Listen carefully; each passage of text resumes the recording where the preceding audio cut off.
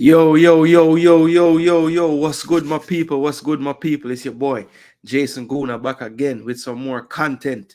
Yes, people. Yes, people. As you can see in the title and the thumbnail, it is Jamaican Football Night. Bring in you all the news of what's going on in the Jamaican football right now. And trust me, people, there's a lot going on.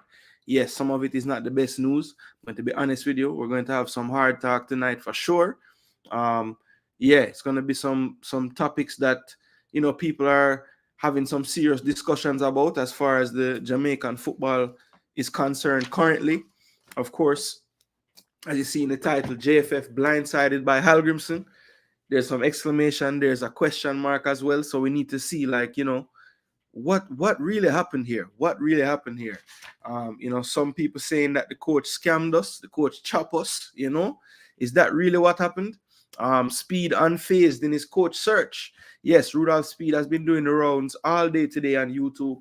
And what I got from his disposition is mainly that he's, pretty much unfazed with everything that's going on.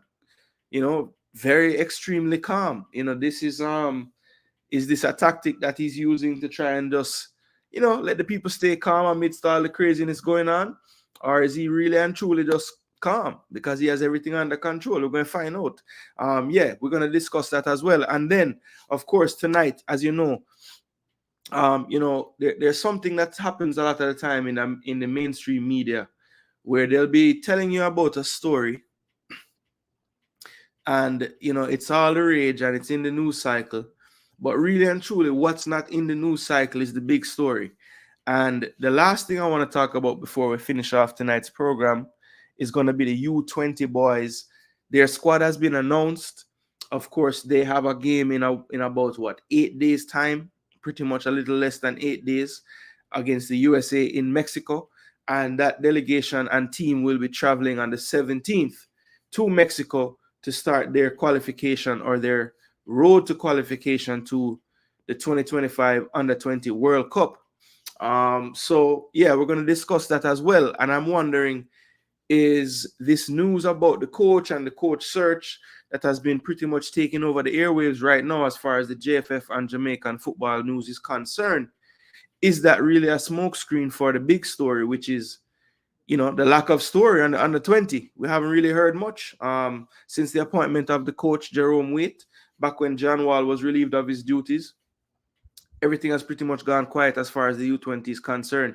We're hearing a lot more press about the Under-17s who don't have their tournament until early next year than we have had heard or seen from the U-20. So, is this another case of us being underprepared going into a qualification cycle with one of our youth teams again? So we're going to discuss that before the program is over as well. But to start the program, people, we have to get through the YouTube things. You have to like this video, people. That's the first thing you have to do. You have to like the video, right? You have to share the video. Let people know that Jason Gooner is live, that Jason Gooner even exists. Jason Gooner TV is a relatively new program, and we have been getting some great support. So I just want to thank you guys for that. But you guys need to like the video, man. That's the main thing. Just like the video. Like the video, people. Like the video, like the video, like the video. Like the video, share.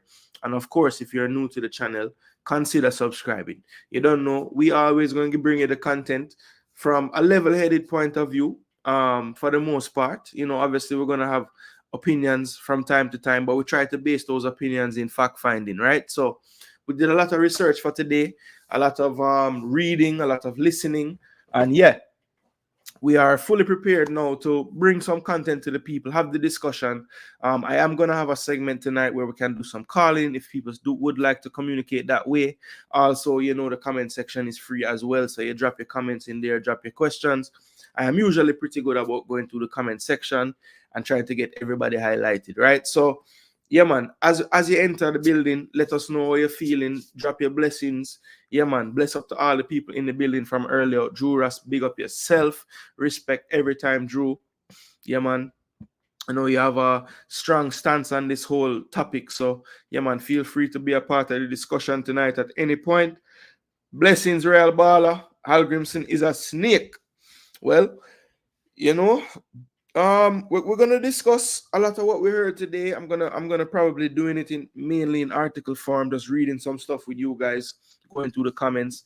I know there was a press conference that happened, but we'll just pull out the bullet points from that. Maybe not play it in full. Want it to really be more discussion driven tonight. But yeah, the discussion is going to be based in mainly print media, because a lot of times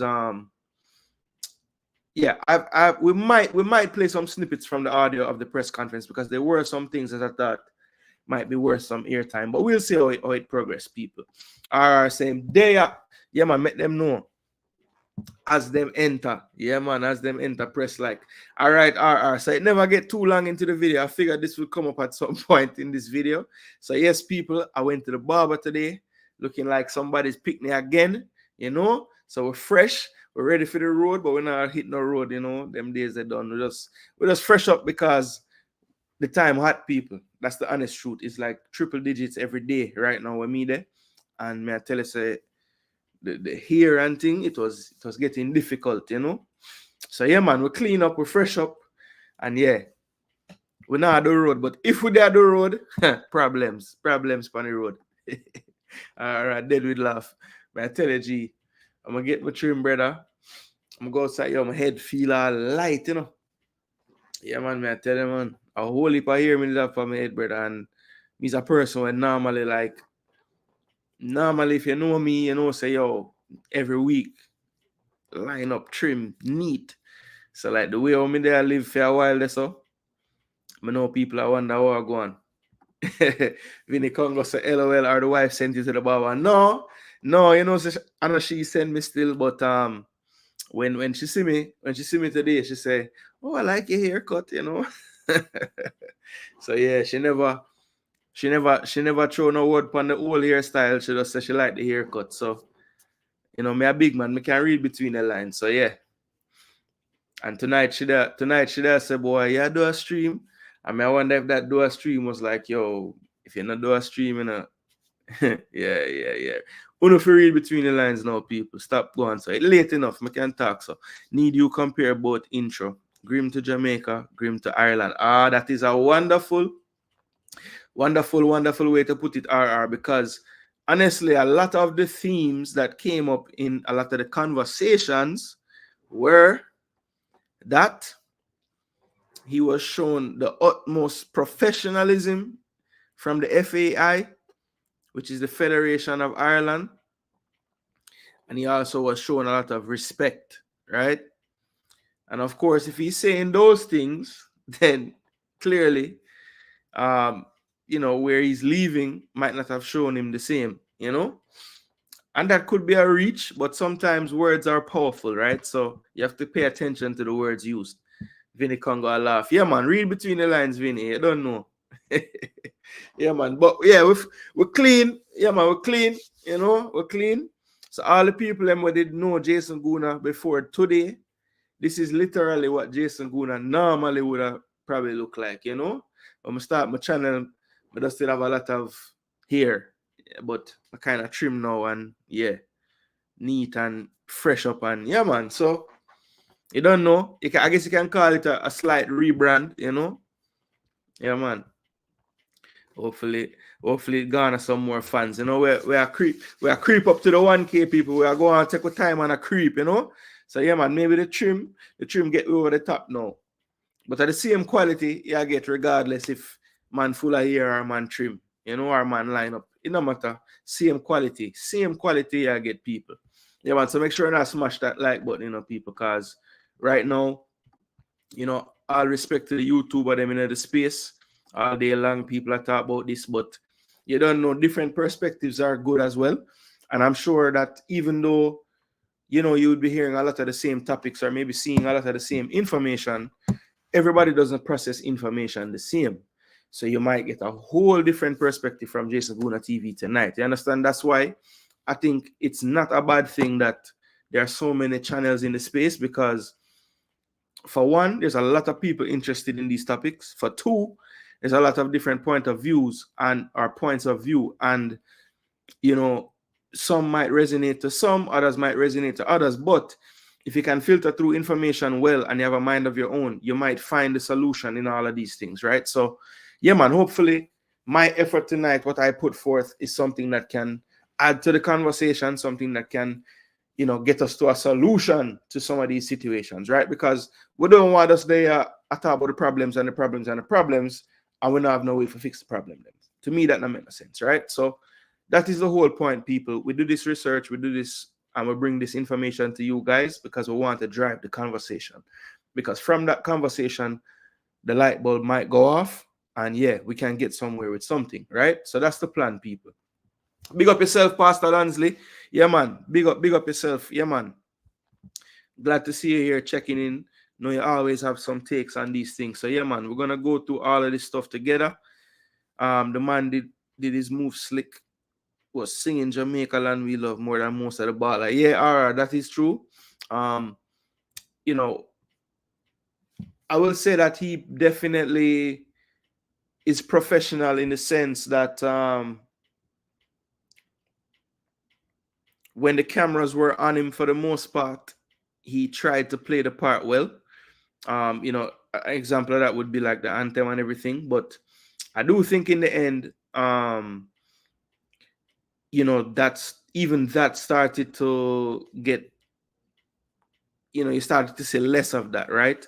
And I've mentioned this before, but I remember when we finished third at the Nations League finals in March, he made a comment that, with the prize money that we had garnered, maybe now the team could get home, and he said it and laughed right away and everything, and it was a joke.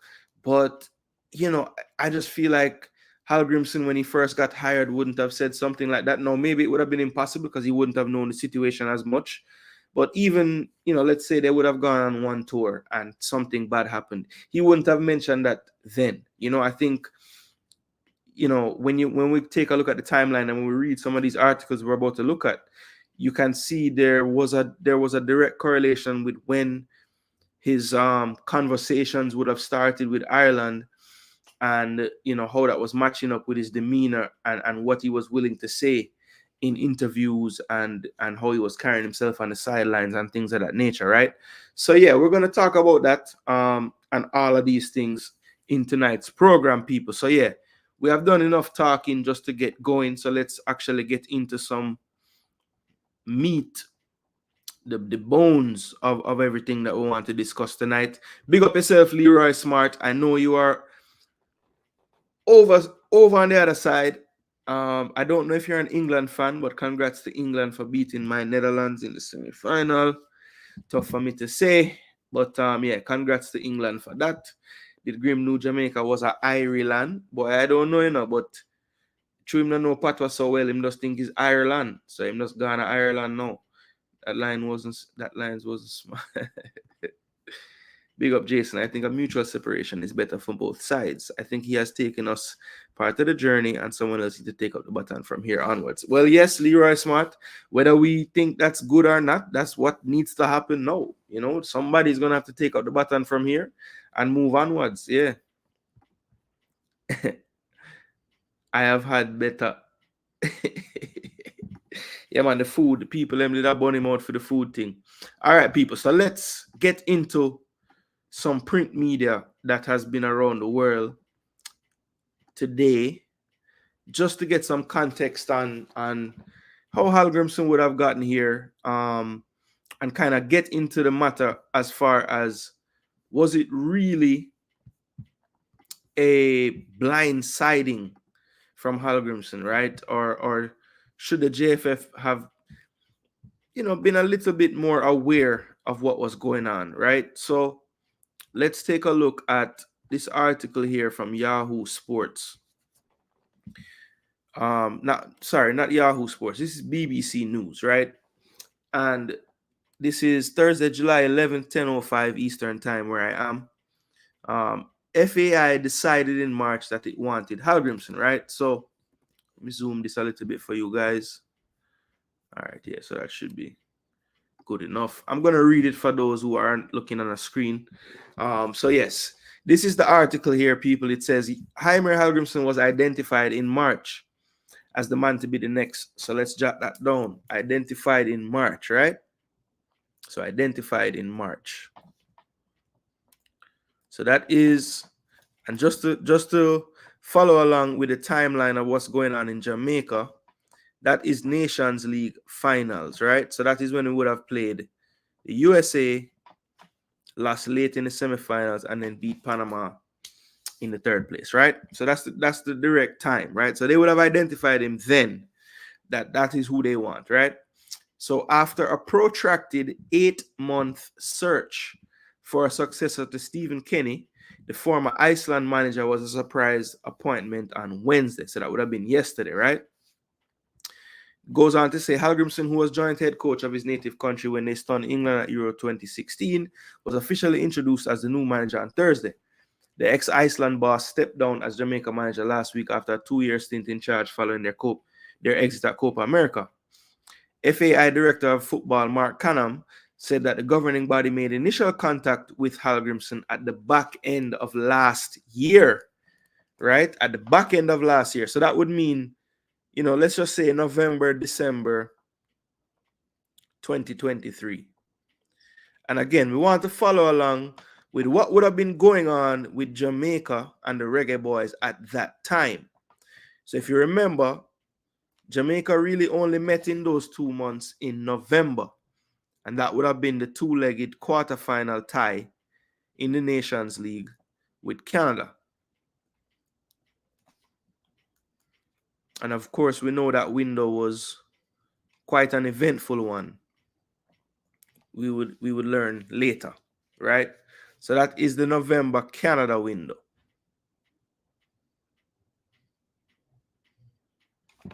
All right. So he goes on to say, and this is from Mark Canham, who is the director of football at the Ireland Federation.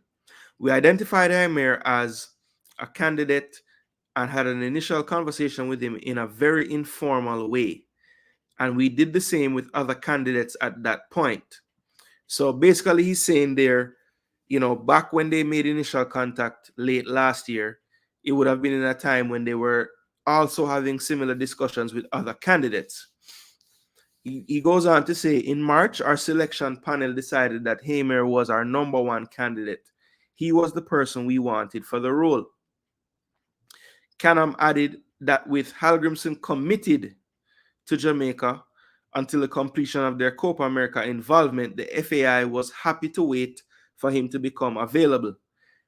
For Irish football, for the selection panel, all of our key focus, it was always about getting the right person. That was fundamental to the whole process the whole time, right? So that is a little excerpt about how the relationship was kind of formed between Hallgrimsson and Ireland. And I thought that this was very interesting because of the timelines that they pretty much alluded to here, right? So let's go back to what it said in the article. They made first initial contact end of last year. So let's just say, I'm going to think that must be after the Canada window. I wouldn't think that they would have been talking to him during that time in November. So let's just say it was December 2023, right? So that means Hallgrimsson would have known in that initial contact, he's still employed to Jamaica for another 2 years. 2 and some change. And you would have the Nations League finals coming up in March. And at that point, the Copa America as well in June. Right? So, that's a bit strange. Now, I know that the coach doesn't necessarily have to speak directly to the federation. He could have spoken to, the coach's agent, for example, right? So I don't know how involved Hallgrimsson himself would have been. I have heard stories that on trips that should have been or were purported to be him recruiting players in that region, Ireland, well, not Ireland, but in England, to be exact, in that area of the world. He would have used some of that time to further his contacts with the FAI. I don't know how true that is, but that is something that has floated around, right? So I'm just putting that out there for context and everything. Then he also said, Mr. Canham, that is the director of football in Ireland, that the panel would have identified him as early as March of this year as their number one candidate, right? So that would mean, that would have been communicated to him as well, and he would have known that. So, all of these things to me are a part of the reason why I asked the question, was the JFF blindsided? No, we know from dealing with this for the past week or so, some things have come out and have come to the light in public, that a timeline of when the coach would have maybe started to shift his focus elsewhere. And a big factor in this would have been him moving his family out of Jamaica and out of the home that the JFF would have secured for him in St. Anne back in January. I think that that's something that if I am in the JFF hierarchy and I hear news of that and hear wind of that, for one, I am sitting down with the coach and trying to figure out, okay, what is it that's really going on? Why do you want to do this? And I am also starting to wonder about his true allegiance and his true focus when it comes to the job, because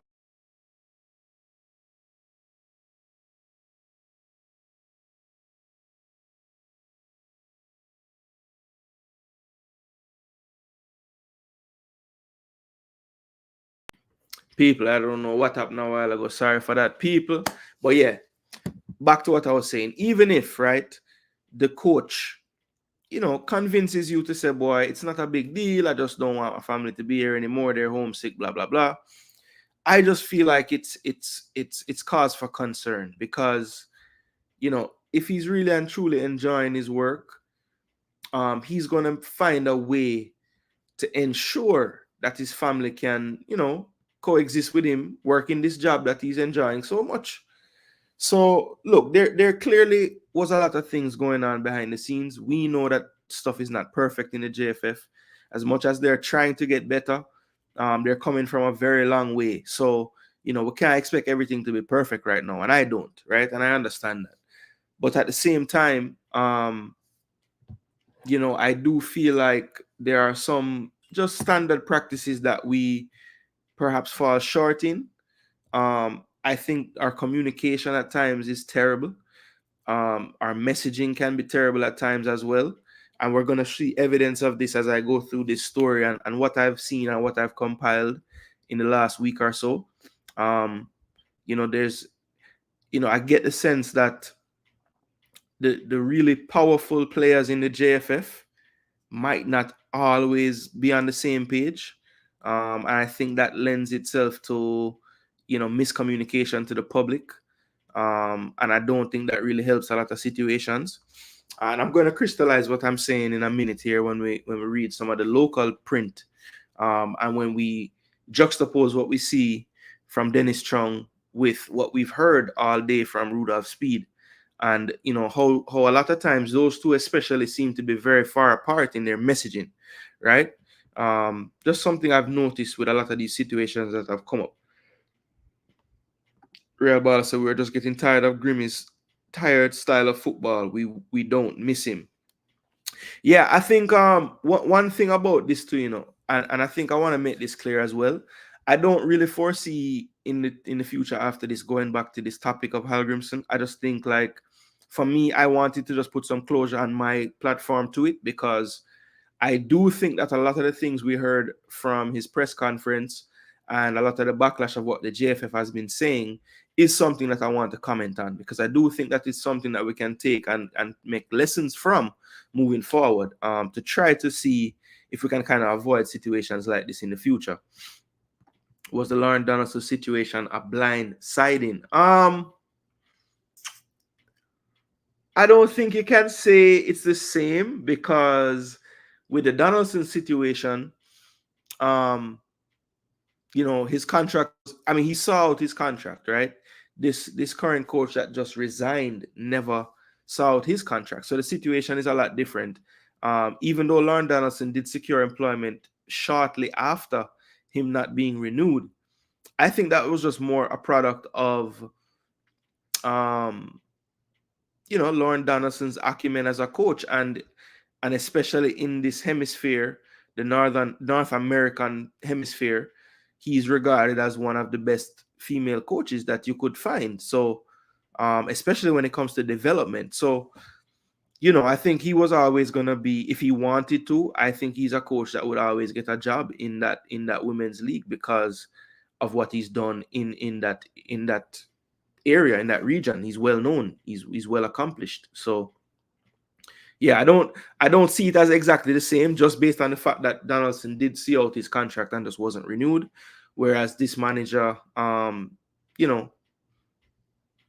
wanted to leave his contract early and resigned and was allowed to. Did they pitch at him? Yeah, it seems that they did. He spoke at length at their professionalism, but I would have to. I don't know how common practice it is for federations to, whether informally or not, tap up their next coach if he's already employed by another federation. I don't know how that goes. And I don't know if the JFF would have any grounds to take legal action or not. As long as it was informal and a contract was never offered prior to him resigning, then I don't know if there's any legal grounds, but I'm not really an expert on that either, so I'm not sure. Real baller, you want pretty girls with bad character, eh? You said the coach moves slick. If we aren't honest about the entire situation, we'll be stuck in this loop. Yeah, that is true. We need to be honest for sure. He should be forced to refund Jamaica for taking our money while have an agreement with another country. The man is disingenuous. Well, look, they were, and this is a part of the reason why I think it might be prudent to play the audio while I'm talking about this, because he did allude, they found creative ways to speak on that courtship time, right? And they were very careful in the words that they used. So, it makes me wonder if there would maybe be a grounds to take legal action, just the way how they were making sure to use words like informal and respecting his current situation. And he said he kept getting back to them saying he wants to focus on the COPA. So they were trying to make it sound as if they did everything knowing that he was in a situation. They didn't want to force his hand in any way. But yeah, they kept asking him if he was available. So I don't know. they wanted him clearly. Big up yourself, Fana. Oh, go on. That money is for pain and suffering. 3 trips were advertised that Grim took to England. Yet there is no player that Grim spoke to were brought into the squad. Grim's mistakes to empower M. Garden to scout JPL players hamstrung. Grim's failure to improve the team is largely his fault because of the decisions he made trying to appease the JA public. Well, he did allude to that, and I will speak on a quote, and I probably won't play the press conference, this part of it at least. He said that, he was talking about what he did with Iceland and how that would compare to what he wants to do at Ireland. Then he said, for Jamaica, though, it's a little different because there was always a lot of hype around the players we used. And I thought that was a bit telling, that he thought it fit to mention that in the press conference about, some of the players and how it went with picking his teams with Jamaica. So yeah, I thought that was kind of eye-opening for him to say that. But I mean, I think he's being totally honest there in terms of the hype. When a player is picked or selected, not selected, it's like the end of the world, you know what I mean? So, I think he's just alluding to the fact that maybe he was a bit surprised by how opinionated our fan base was when it came to the squad selection and players themselves and who good from who not good, So I remember people saying, boy, the vloggers and stuff going to run the coach. And I used to always hate that opinion and stuff. But, for him to mention that would have been noise from not only the bloggers, but also, of course, traditional media houses and stuff. Maybe he listened to the radio there. I know a lot of opinionated callers calling to Hits 92 and those programs. So, Irie FM and all those places. So, you know what I mean? I'm not sure how much of that is YouTube, but I know that they would have played a part in that as well, for sure. Maybe even myself, I don't know. We don't have enough historical data to show that this would occur. JFF house is infested with termites. Any new furniture brought in will be destroyed unless the infestation is taken care of. Yeah, a lot of people would agree with that, MF. Just too much, yeah, man. Too many things already taint up. That dishonest dude was probably tying up ends with his deal with Ireland, pretending he was pursuing players to join our team. Grimmy is obviously a hypocrite. How did he fail to improve the team when the team is better?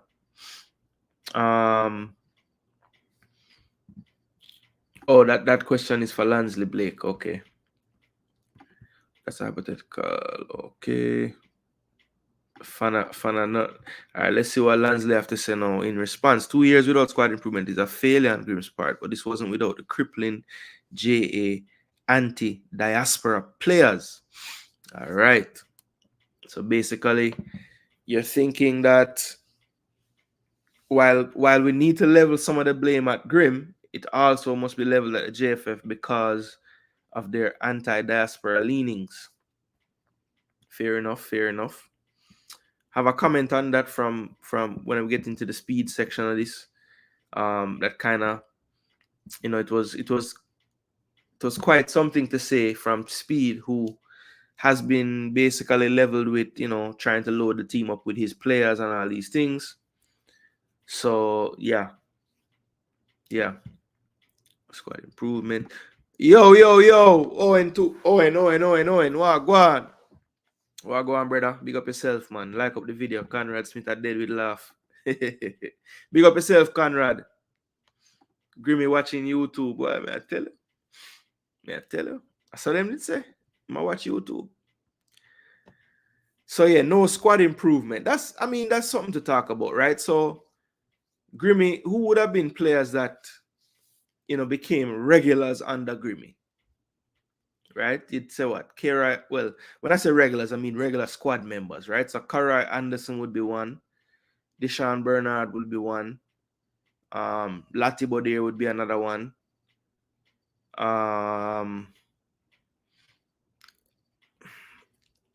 Can we call Ethan Pinnock a regular? I mean, I know Ethan Pinnock played on the topper, but really just played that first window against Panama and never really played again in that cycle.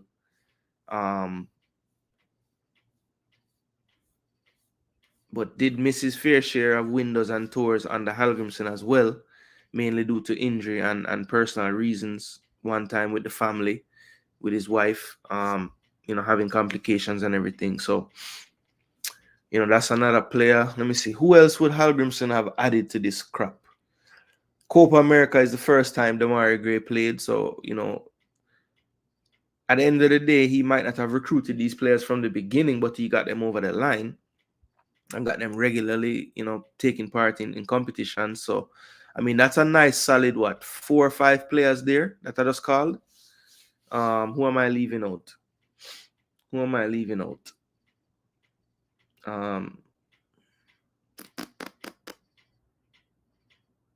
Casey Palmer would be another one. That is a squad member now, probably would be in most squads moving forward. So he's added quite a few players. Can I count Dexter as him? Would he be the one that would have made Dexter a regular? You'd have to say yes, right? Dexter, yeah, you'd have to. Owen said Dex, yeah, I agree with that. Clear, after 2 years without a team, in the definition of the word team, everyone are no different, better than before. Grim. But Lansley, honestly, right? We definitely took some steps back at the Copa, but going from 67 to 53 when all the teams around you are playing as well, that means you would have done something. You would have had some form of improvement, and that would have been an improvement over, as you said, a year and a half, 2 years. July 17th will show a different story, as I said, because the minute that I believe a job like Jamaica, with all the moving parts, all the things you have to deal with, requires 1000% focus. And it's clear that he wasn't 1000% focused, I would say, from probably after that Canada window, right? Even in the Nations League finals, he already was, thinking, had his mind elsewhere, with his family not being on the island, him not being on the island anymore, just coming in for windows and games.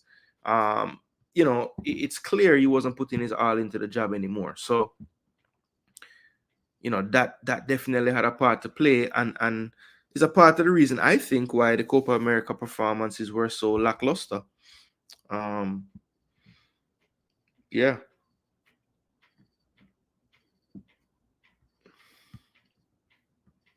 Conrad Smith said, we're going to get a better coach and we're going to look a lot better. Well, Conrad Smith, I love your positivity, my brother, and I hope you are right.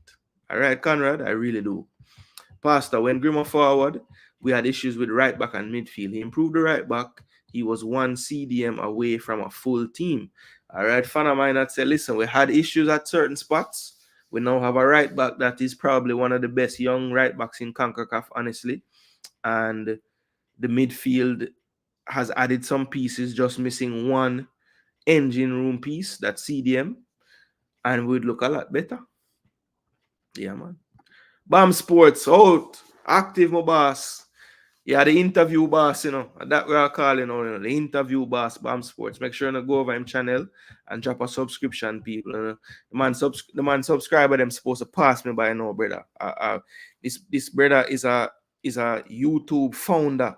I come see this brother on YouTube in the chat section, them seen. So yeah, man, I'm supposed to way past me. So I go over there, go support the man channel, brother. I put out the proper content, and you don't know. Because him is a brother with in the sports and show him face everywhere. Him can get the interview them, and him do a good job with him interview them. So now go over there, go drop a subscription on him channel. See? I'm gonna have wrench over here, so fix things fast, father. Oh, all right, Bam Sports. Me never know say you want a wrench and them thing. Yeah, man. We line up that, man. No watch nothing. Take a look at JA's 60-man pool now, and you will see the lack of squad development.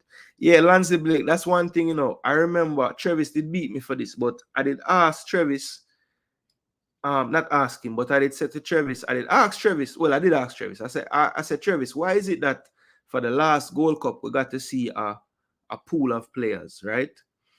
And I know the answer, because I know CONCACAF requires that pool of players to be submitted, and they put it on their website for the public to see. CONMEBOL doesn't do that. They did require them to submit a pool to them prior to the final list, but CONMEBOL did not put it out on their site, did not require teams to put that out either.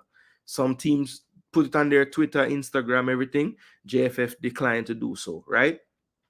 I would have loved to have seen Lansley Blake, the actual pool for the Copa America. I would have loved to have seen that, because I believe that there are some players that the coach thought he would be able to get over the line by Copa America, and they didn't get a chance to. So I would have just loved to have seen that 60-man pool in terms of names, because I remember, based on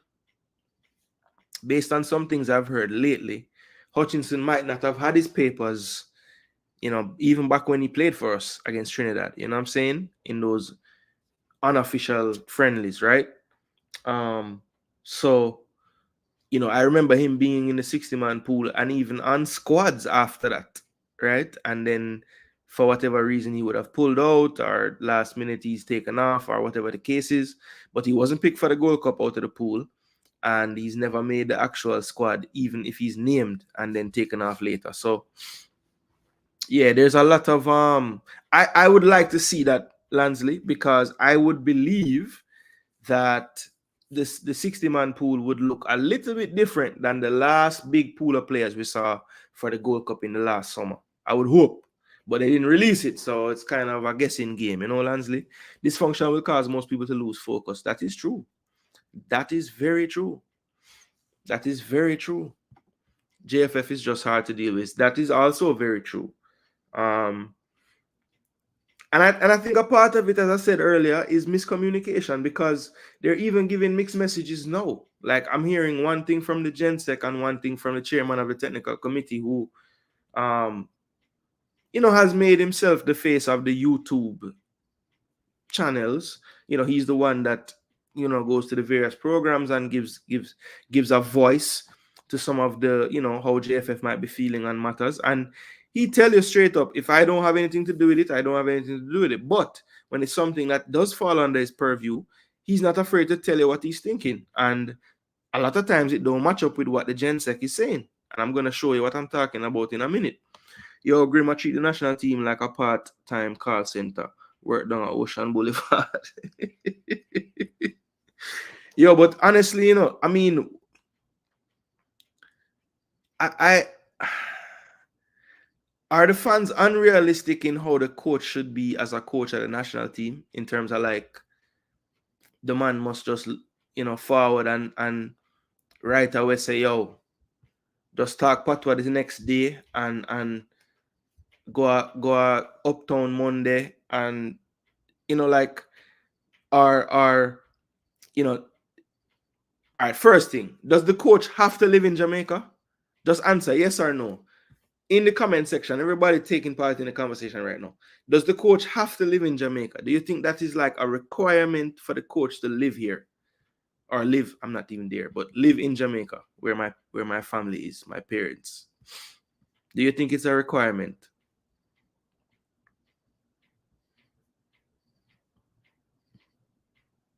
Conrad Smith, I did with laugh again. Well, go on, Rob Smith there, Pink Wall Boss himself, triple treat weekends before vloggers became. oh, Pink Wall Boss Brian. Okay. Before vloggers became John Oak, Rob Smith. I mean, it's a free opinion space, and I don't really to monitor what people say. But brother, me is a vlogger too, Rob Smith. Fix up them thought there, brother. You can't want to put me in a barrel too. Oh, I'm to you. Based on all the articles and the information available, there's an overwhelming view that Grim was not fully here from January. Yes, absolutely. And in a way, it's like you can kind of see, because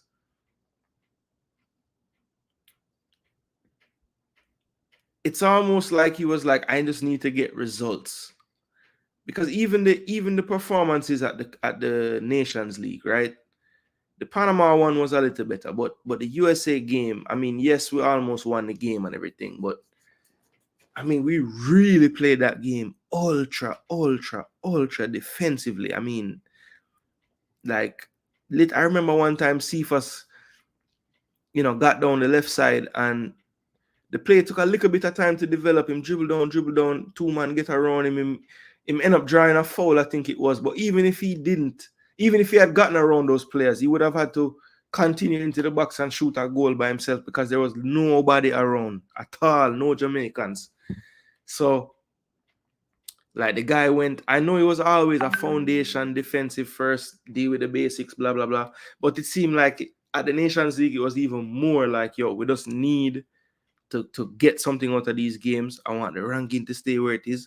I want to show these guys in Ireland, yo, we can overcome these crazy teams. So, like, yeah, man, I don't know. And then that World Cup qualifying window team, and it was confirmed today by Speid when I was listening to him on Cranky that was an eye opener for him even. So yeah, there were some things that you could see, man.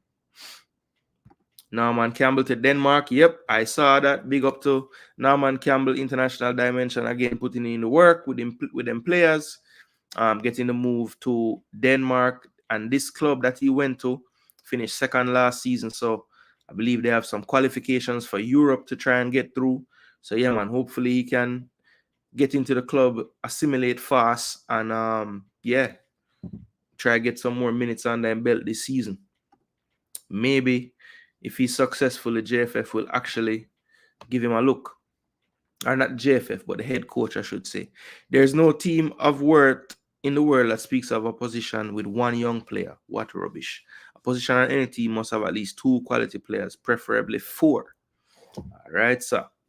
So him say, yo, Dexter being a spark or, you know, a positive for the coach is not enough, because one right back make not a strong position in your team. Speid now read. What? We're just going to hire another mid-level European or South American coach that can only get jobs in Africa or the Caribbean because they're cheap. Just get used to it. Man say man get the best coach money can buy, but all money not created equal, you know. Let's see what kind of money we can buy. Goodbye, Coach Grim. Yes, we have a very good right back. The problem is he had him playing as a right wing back. Well, Dexter play right wing back a lot for him club. So, you know, I say it all the time, impatience and unrealistic expectations. Yeah, we our pride gets in our pride blocks our best vision at times, you know. All right, so fan of mine that said no, I'm not for live on the island. Conrad Smith said no. MF said he should spend a good deal of time in JA. He will take all the blame, so he should be on the ground seasoning the food. Okay, so MF, so basically he should be here based on how, you know, we as the fans and the culture going to reason out things. Okay. You know what I'm talking about. People use pack up over there. Every vlogger. All right. Me overs. Bless up, Jean Pierre. Wagwan. Bless up. Conrad Smith, the team could have been better. I agree. So on the flip side, the team could have worse too. No, but JFF by and large wants a coach who focuses on the players born and resident. Okay, so you're saying no, but you know that but Jamaica general public and JFF want a coach who focus on the players born and resident in JA. Maybe Dixon to Denmark too. Well, same agent. I could see. Lands the best players that fit the coaching system, no matter where they're from. Yeah, that should be what that should be the aim. So Grim was probably on England tying up loose with the Irish Fed, pretending as if he's reaching out to English Jamaican. Then we have traitors here support this bull. Well, that's the thing, Real Baller. Like, the coach would have been traveling by himself, I would assume. So, I mean, nobody would have had to have known, really. So why you say somebody was a traitor? Let me know, Real Baller, why would somebody be a traitor? You mean there was a traitor inside the ranks, not busting the secret that he wasn't really looking for players and stuff? Is that what you're getting at? Let me know. Bless up D Wagwan. And bless up to Nick as well. I two member them for now, people. And they can join in up, people. It's just $1.99 to support the channel. We know sometimes the super chat them every single day might be too much. But another way to support monetarily and just show some true support is to just join the channel as a membership, man. Yeah, man. See the big membership buyer, yeah. Big up yourself, namesake. Yeah, man. We're outside, man. You know, we don't really do a lot of these JFF only shows where we just talk about news and stuff. So you don't know if me forward with one, but really will have some things I want to talk about. So yeah, man, respect for being here, people. And make sure not like the video, because that's the main thing when I for the like up the video. Not even Jamaicans now want to live here. Why should we force the coach to suffer? Real boss said we need a refund. Say if he was selecting the best players for him system, I would not have any issues. Yeah, that's true. A lot of times it trying to plug square into round, you know. They want help in player development, so they should get a coach that wants to be on the island. Not saying it's right, but that's what they want. Again, Hall is the man for the job. Okay, Rob Smith. So if Hall is the man for the job, him change his mind, because unless you just don't believe the rumors that were saying that he didn't want to reside here and wanted to live close by though in Florida. I don't know how true that was, but that was the rumor that was going around. That was one of the reasons why maybe he didn't get a job in the end, because he just wouldn't budge on the living here thing, you know. And Rob Smith, is that really true though, that they want the coach to be like in player development on the island? Because Speid was asked about that initially when the coach resigned, and he said, you know, his only task was to qualify us for the World Cup. All that other stuff about needing to develop, and you know, those were things that he just wanted to do on his own volition. You know, he just took it upon himself to say, yo, if we have these players here and I am here, I might as well do some trainings with them and try to get them to another level, you know. I don't think, and I guess you know something I don't, but Speid himself said that that was not his job, you know, so I don't know. Okay, so Lansley saying this man not picking the players to suit him system. MF saying, listen, you know, say I know him a pick the damn team. So it's a little bit different. Real Bala asking MF him support Jamaica. I'm sure MF will answer that. Up, Travis. Me just say I tell the people them how they beat me one time when me there say something. Yeah, man. Big up yourself, Travis. Respect for being here, my brother. I know you're gonna like the video. I'm not to make you know. No local coach Grimmy think that. Real baller. I take my money and fly go places to watch the team. You think I have money to waste? Yeah, that is a true sign if you're really about that life, you know, if you actually go to the game then. That is true. So if the coach gone, why we still doing on it? On to the next. I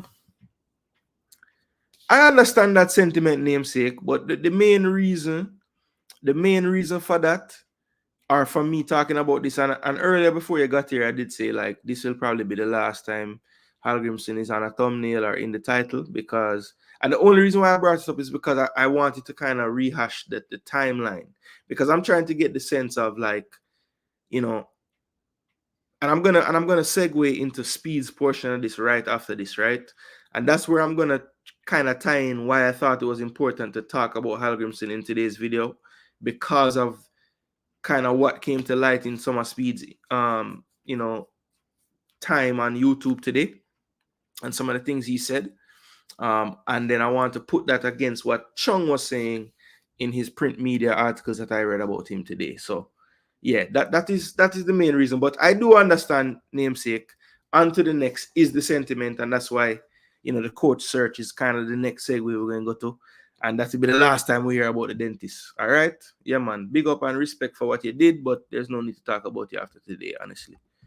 Real baller, what I don't support is slackness. Yes, you should never do that. Nothing what JFF never good enough for you. Yeah, Travis is here, so Iman Lands, you know, can have a nice spirited discussion.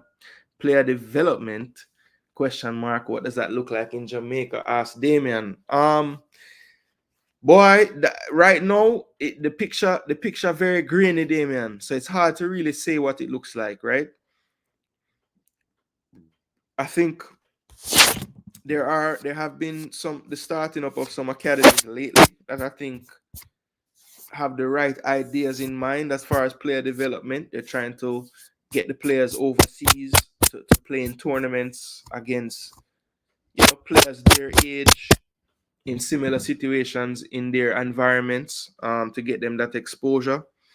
You know, the academies are helping with getting the players to get more time on the pitch, because of course the school system seasons are not long enough, and that's how most of the young kids in Jamaica play their football. And the clubs are getting, you know, the JFF is starting to implement the youth age competitions again, which will increase the time on the pitch as well. So you know, for a long time I was hearing the pandemic caused a big gap in the development. You know, it's what, 3-4 years removed from the pandemic now, so hopefully we can stop hearing that as a reason. But they are starting to do some things, so let's see if it continues. They need to get the momentum going, and it needs to become a staple now. You know, there can't be gaps in no competition for these 2 years, then we're back again. You know, there's always going to be gaps that way. But one thing that I will say, Damien, the picture is starting to get a little clearer, because there's a big initiative right now to get coaches certified. And we're talking all the way down to the primary school level. So little kids having actually licensed coaches coaching them, which is something that I don't think Jamaica would have ever seen before. So hopefully, that will have that domino effect. We might not see it in the next, I think that's something like a 10 to 20 years, you will see a difference because those players would have matriculated into the older age groups and would have gotten that foundation from coaches that at least have themselves have a foundation in coaching and the game, right? You see that Ireland is requiring that Grimmy uses Irish assistants. We are not the only one. They're requiring it. I thought Grimmy was the one that reached out to John O'Shea to be an assistant. I didn't know they were requiring him to have everything. Paula is not one of the applicants for the job now. I don't know. He was very coy. All Speid said was there were 3 applicants that he thinks all Jamaica Reggae Boys fans would love. I don't think that Paul Hall would be one of those 3 based on what he said. I would more lean towards those 3 applicants being all new names, coaches that we wouldn't have had before. Long time in a see you, burial slap. That's not a joking matter still. But I don't think Travis gets slapped too bad. But I'm not sure. I'm going to tell you. I'm saying good. All right, that's good. Grim gave Gordon at least 33% of his selection power, so I hold him responsible. But Lansley, you think it was just like Hallgrimsson, Wall, and him split down the middle 3 ways like that? I don't know about that. They made well ahead. Wall, head of National Academy or player development, so they won. Yeah, but that's Wall. Wall was totally different. I don't think that was Hallgrimsson's task.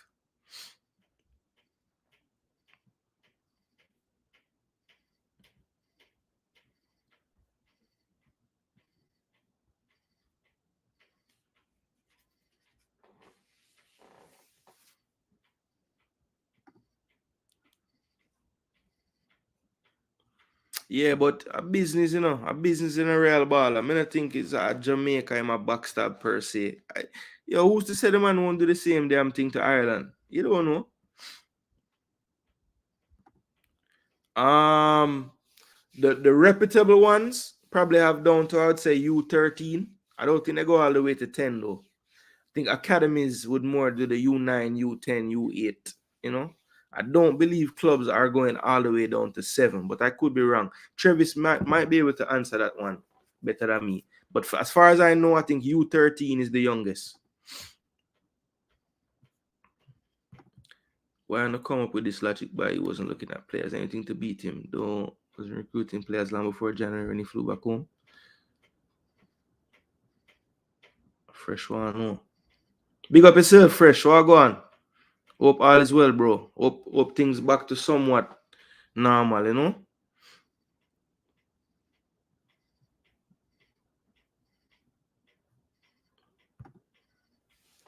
Oh, yeah. Me know it was a more general statement, but true, me put it on the screen, me they want to address it same way, But yeah, man, me pre-war go on, Jay.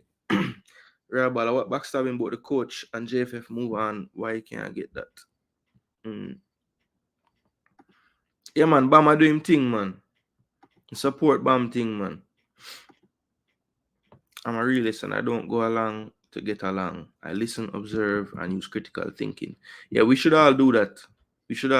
Don't follow the crowd, people. Just, your own man, your own person, your own woman at that as well. Don't want to disrespect none of the ladies in the building or whoever watch it back on the replay. But yeah, be your own person. Form your own opinion. Don't be a sheep. All good traits to have.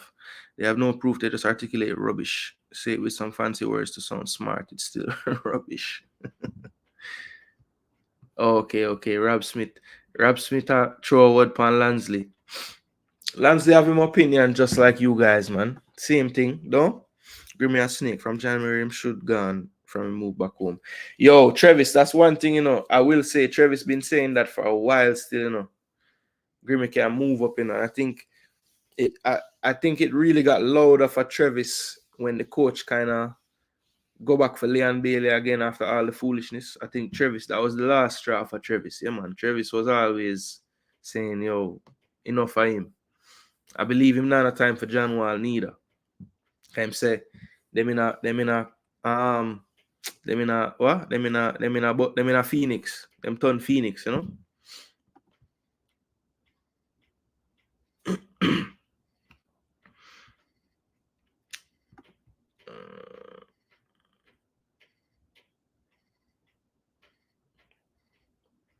Okay, so the Blake getting back in the team.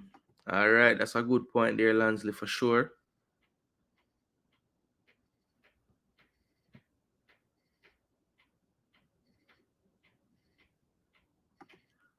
Fresh God with a take here. Time will show the players who Hallgrimsson recruited, just like when Paul Hall left and we saw the fruits. Okay, yeah. So the seeds have been planted, right? So let's see. But you know, hopefully that you know the new coach can do what Grim was able to do and kind of get them over the line, you know. Because I'm sure a lot of these players that did come through and play for Grim would have been initially contacted by Paul.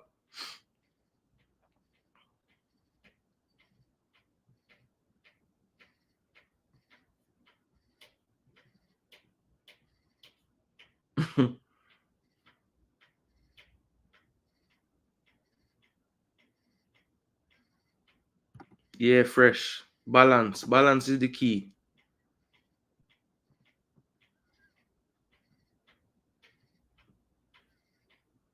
The article said they would want him to have it.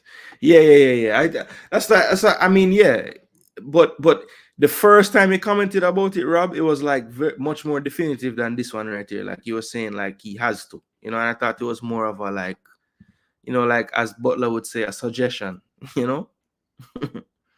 I would agree with you if we couldn't replicate the situation. Look at all the past issues on both the men's and women's side. True. Oh, he actually said that. Okay. I didn't get a chance to watch like all of everything he did today, but yeah, I'm sure you were probably present longer than I. So if you say so, I believe you, big man.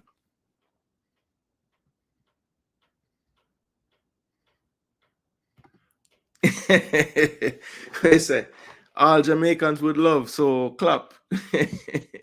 But I see that him turned down USA, so hey, him out there.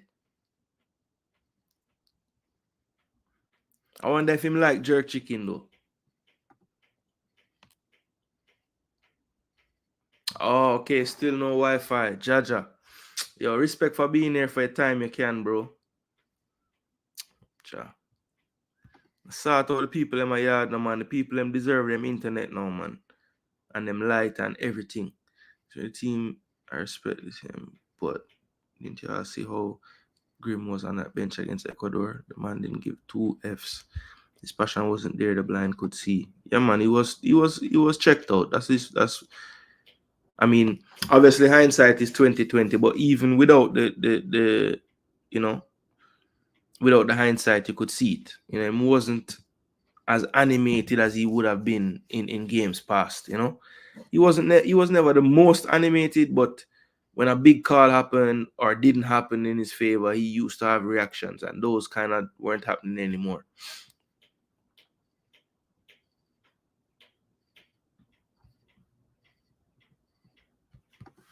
You know how I would like to see change the way things run? Klinsmann. He changed USSF for the better from the ground up. All coaches were learning to coach the game using his program. Yeah, that is one thing that I will say about Klinsmann. A lot of people point to his lack of good results, but I think that Berhalter and coaches after really were the ones that saw the results from his groundwork that he would have laid. Because I think you know, we have seen, you know, an improvement in the technical aspect of the US players, even the homegrown ones. When you look at a Pulisic, when you look at a McKennie, when you look at a Gio Reyna, you know, these are players that are very technically proficient. And, you know, players that I think could even play Well, and it's evidenced by where they play. Dortmund, Juventus, AC Milan, Chelsea. You don't get on these teams unless you're highly technically proficient. So I don't think US was creating or making these types of players before. Um, I still feel like there are some gaps there with the amount of players at that level that they're producing. But the fact that they are producing those players is good and big. And when you look at their youth level teams, maybe all those players are matriculating at a rate they would like and getting to that highest level. But they're not far off from having full squads of like really, really good players. I still think they're about a starting 11 that's very strong. I don't think they have quite a 23 yet, but that might be around the corner if they continue in the same vein, because I have seen an improvement. Because I've lived in the States for, I won't even tell you people. I'm gonna look young right now, so I'm not gonna tell you how long, but I've lived in the States for a while, and I have seen the progression of coaching and just the general knowledge of the game amongst the people in the US over the years. I think a big part of that is, um, the overseas leagues being shown more on television in the States. All the competitions, whether it's the Euro or the Copa America, they have become staples in the summertime on cable in the States as well. So more people just getting access to the game. And it's the most played sport by youth in this country. So, the knock-on effect of that, more parents watching, more parents are likely to want to coach because their kids are playing. And the US coaching system is one in which the clubs and the rec leagues definitely lend a helping hand to go into your coaching education. I'm doing the same through my daughter's club.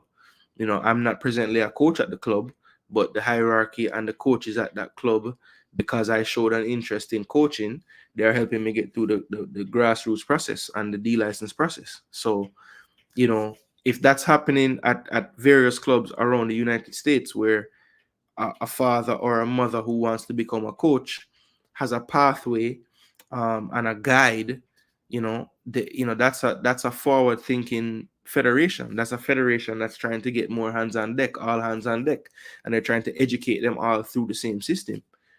So when we talk about engendering systems of play and overall systems, how do we get that going? We have to streamline this stuff much better. So I'm hoping that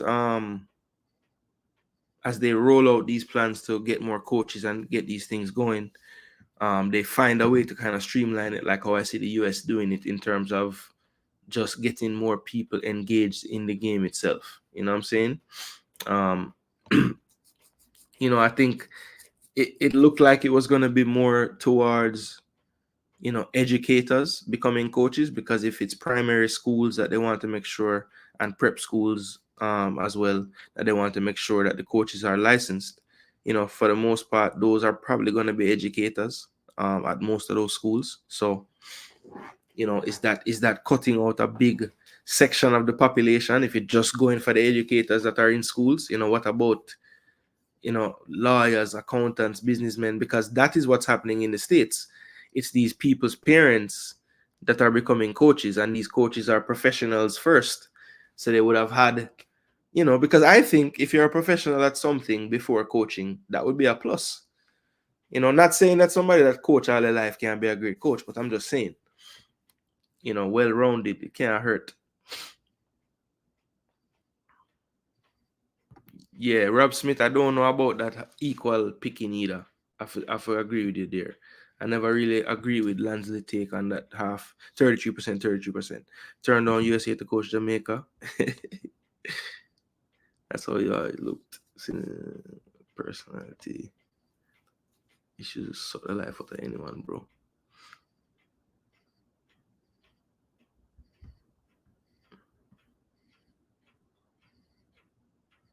Light and water, but though internet took some serious damage.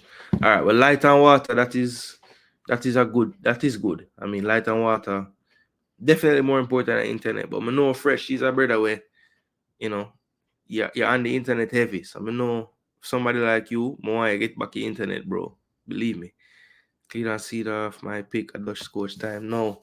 Yeah, I would never, ever, ever say no to a Dutch coach. So as long as Clarence Seedorf wants the job, give him it.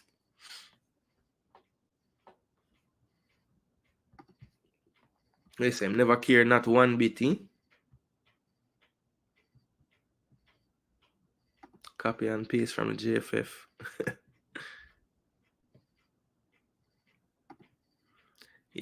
You think JFF is going to be able to tell a credible coach he can't pick Leon Bailey?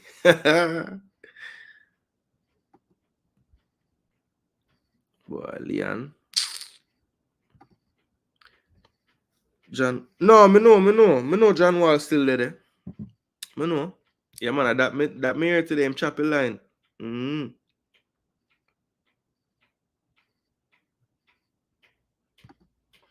Everything I stated is from Grim's own declaration, so none of it is my opinion. So Grim declared that 33% is him, 33% is John, and 33% is Meron as far as the players or the makeup of the squad. Produce me to where I can hear that, Pastor, please. Also, I hear this logic that Hallgrimsson didn't recruit any players, which is so incorrect. Better people say he didn't recruit any UK-based players because John Bell, Tavan Gray, Jaden Hibbert were his recruits. Okay.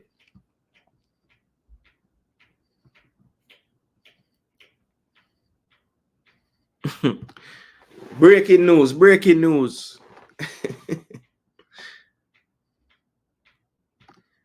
Energy says Speid is going to go all out to get a big coach to redeem himself. Boy, I mean, I tell you, Speid obsessed with getting us to the World Cup, which that is good.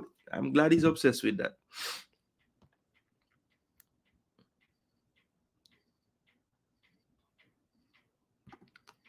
Grimmy learned one thing in Jamaica: how to chop.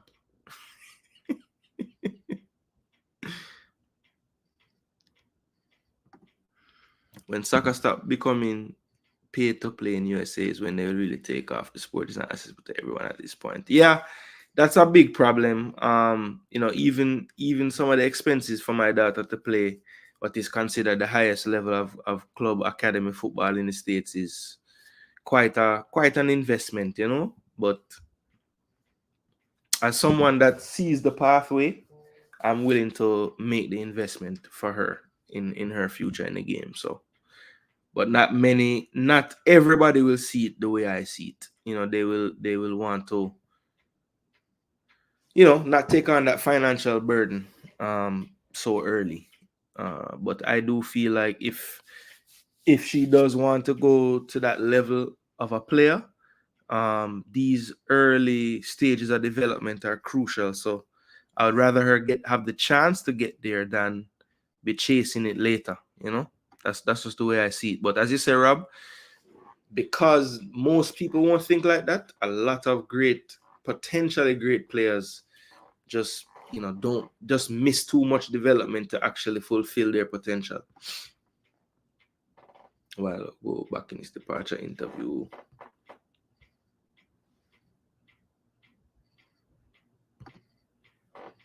It's also something that is taught in university. Sports management is a major with a straight line into coaching. That is true. That is true because when as you grow as a coach, you become more of a manager than a coach. So it would be great to have that sports management degree to go alongside your coaching acumen for sure. Only company in this matter that continues to talk about the same problem. I'm stringing them for 35 years.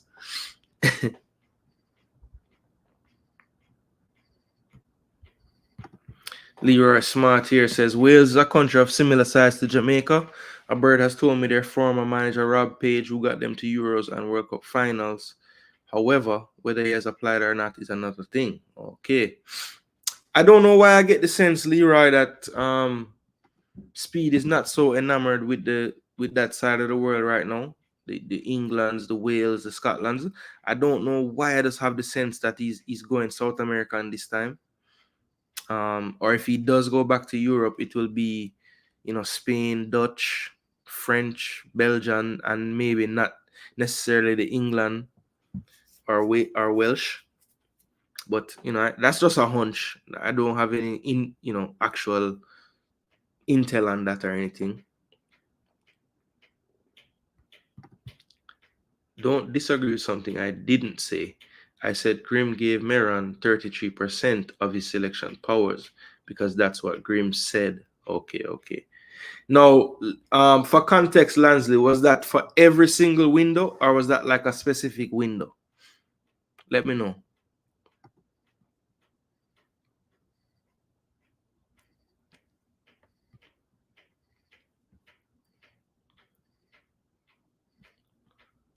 Oh, so you're saying that guy was interested in the job. Okay, cool.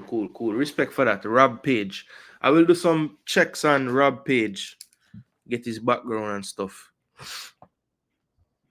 Rob Page. Respect Leroy. Friend them at Reggae Boys community. Good youths them.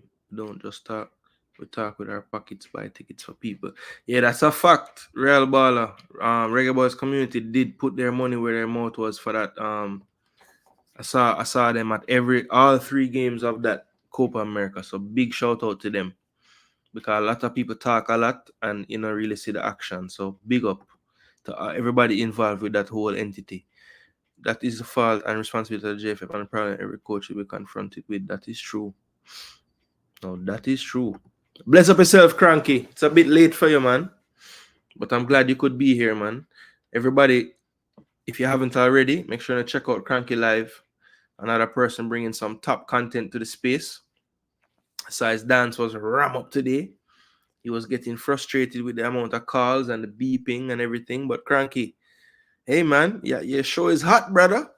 You have to keep up, Good to see you up this late, man. Your YouTube is making you younger. Or they just go to play American football or basketball. Absolutely. That's what ends up happening, Rob. All those, I hate to say it, but less fortunate financially kids, they're priced out of some of these sports, and football is one of them, or soccer, I should say, for them. But football for me. Fresh God, my brother, you stated people not supporting Jamaica's football, bro. Now them a cuss because him get a new job.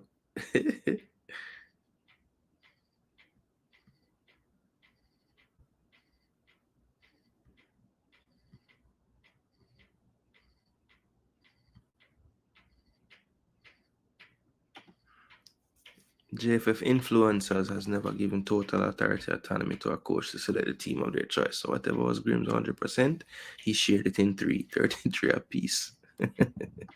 Yeah, man, Cranky. It's knocked off some age, man. You're younger now. You can function late at night. It's true, son of bars. I'm not sure.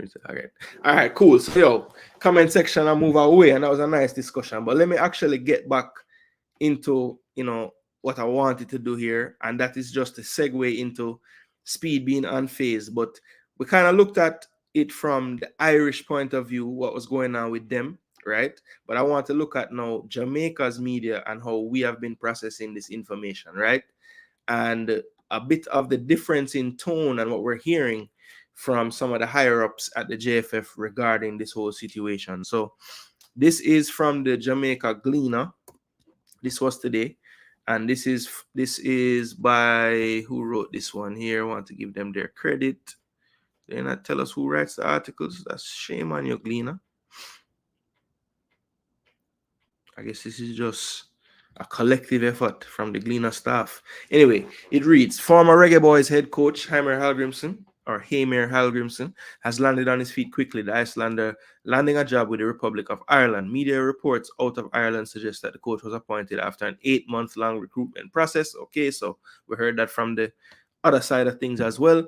The coach had resigned from the Reggae Boys post after a disastrous Copa America outing, highlighted by 3 successive defeats to Mexico, Ecuador, and Venezuela. Yo, you see the difference when your home nation talk about your team. The man them put post after disastrous, Copa campaign. Now they spoke about him leaving the Copa with Jamaica in the other article, but the word disastrous wasn't in there. So we take a little extra liberty for say how bad it was.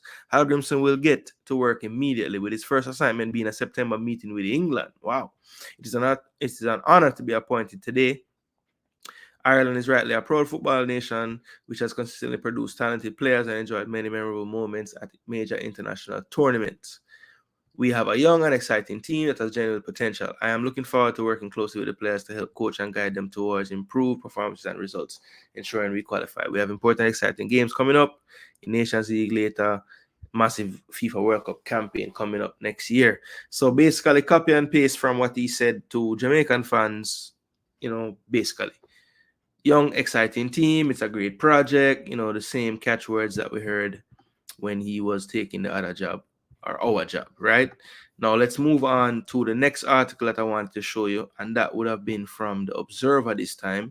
Now this one is one that kind of highlights the point of view of the JFF in relation to him taking up this job, right? So this one says a shock to everyone, right? So this was today as well. And this is Daniel Blake of the Observer, and he wrote, Jamaica Football Federation General Secretary Dennis Chung says the organization would have started the search for a replacement for Hallgrimsson as Reggae Boyz head coach sooner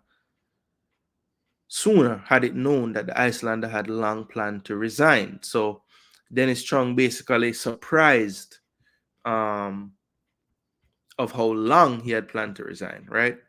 Now, the article then states, Chung made the remark to the Observer after revealing that the appointment of Hallgrimsson as Republic of Ireland manager less than 2 weeks after he handed in his resignation as Reggae Boyz head coach came as a shock to the JFF. The Icelander, who was brought in 2022, stepped down from his role with the national senior men's team moments after their group stage exit at Copa America last month, where the team lost to Mexico, Ecuador, and Venezuela. However, Hallgrimsson's unemployment period was short-lived, as on Wednesday he was revealed by Football Association of Ireland as their manager of the men's team, ranked 60th in the world. In their statement, FAI said they identified him as their number one candidate earlier this year, which ended a reported 8-month recruitment process after being without a full-time manager since last November. But Chung told the Jamaica Observer that news of his new job was a shock, as they had no prior information on his interest in joining the Irish team. Okay. It was a surprise to me. It was a surprise to the president. It was a surprise to everyone, including the staff.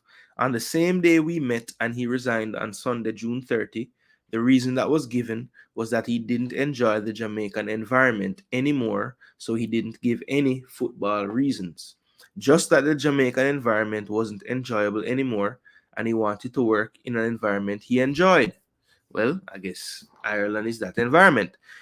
When we met with him on June 30, he said to us at the time that he would resign effective immediately because we didn't want to burden the JFF with any notice period, but apparently the main reason was that he had to accept the Ireland job. Now, that is very important based on what I heard Mr. Speid say on a program with Cranky tonight, but I'll get back to why that was important.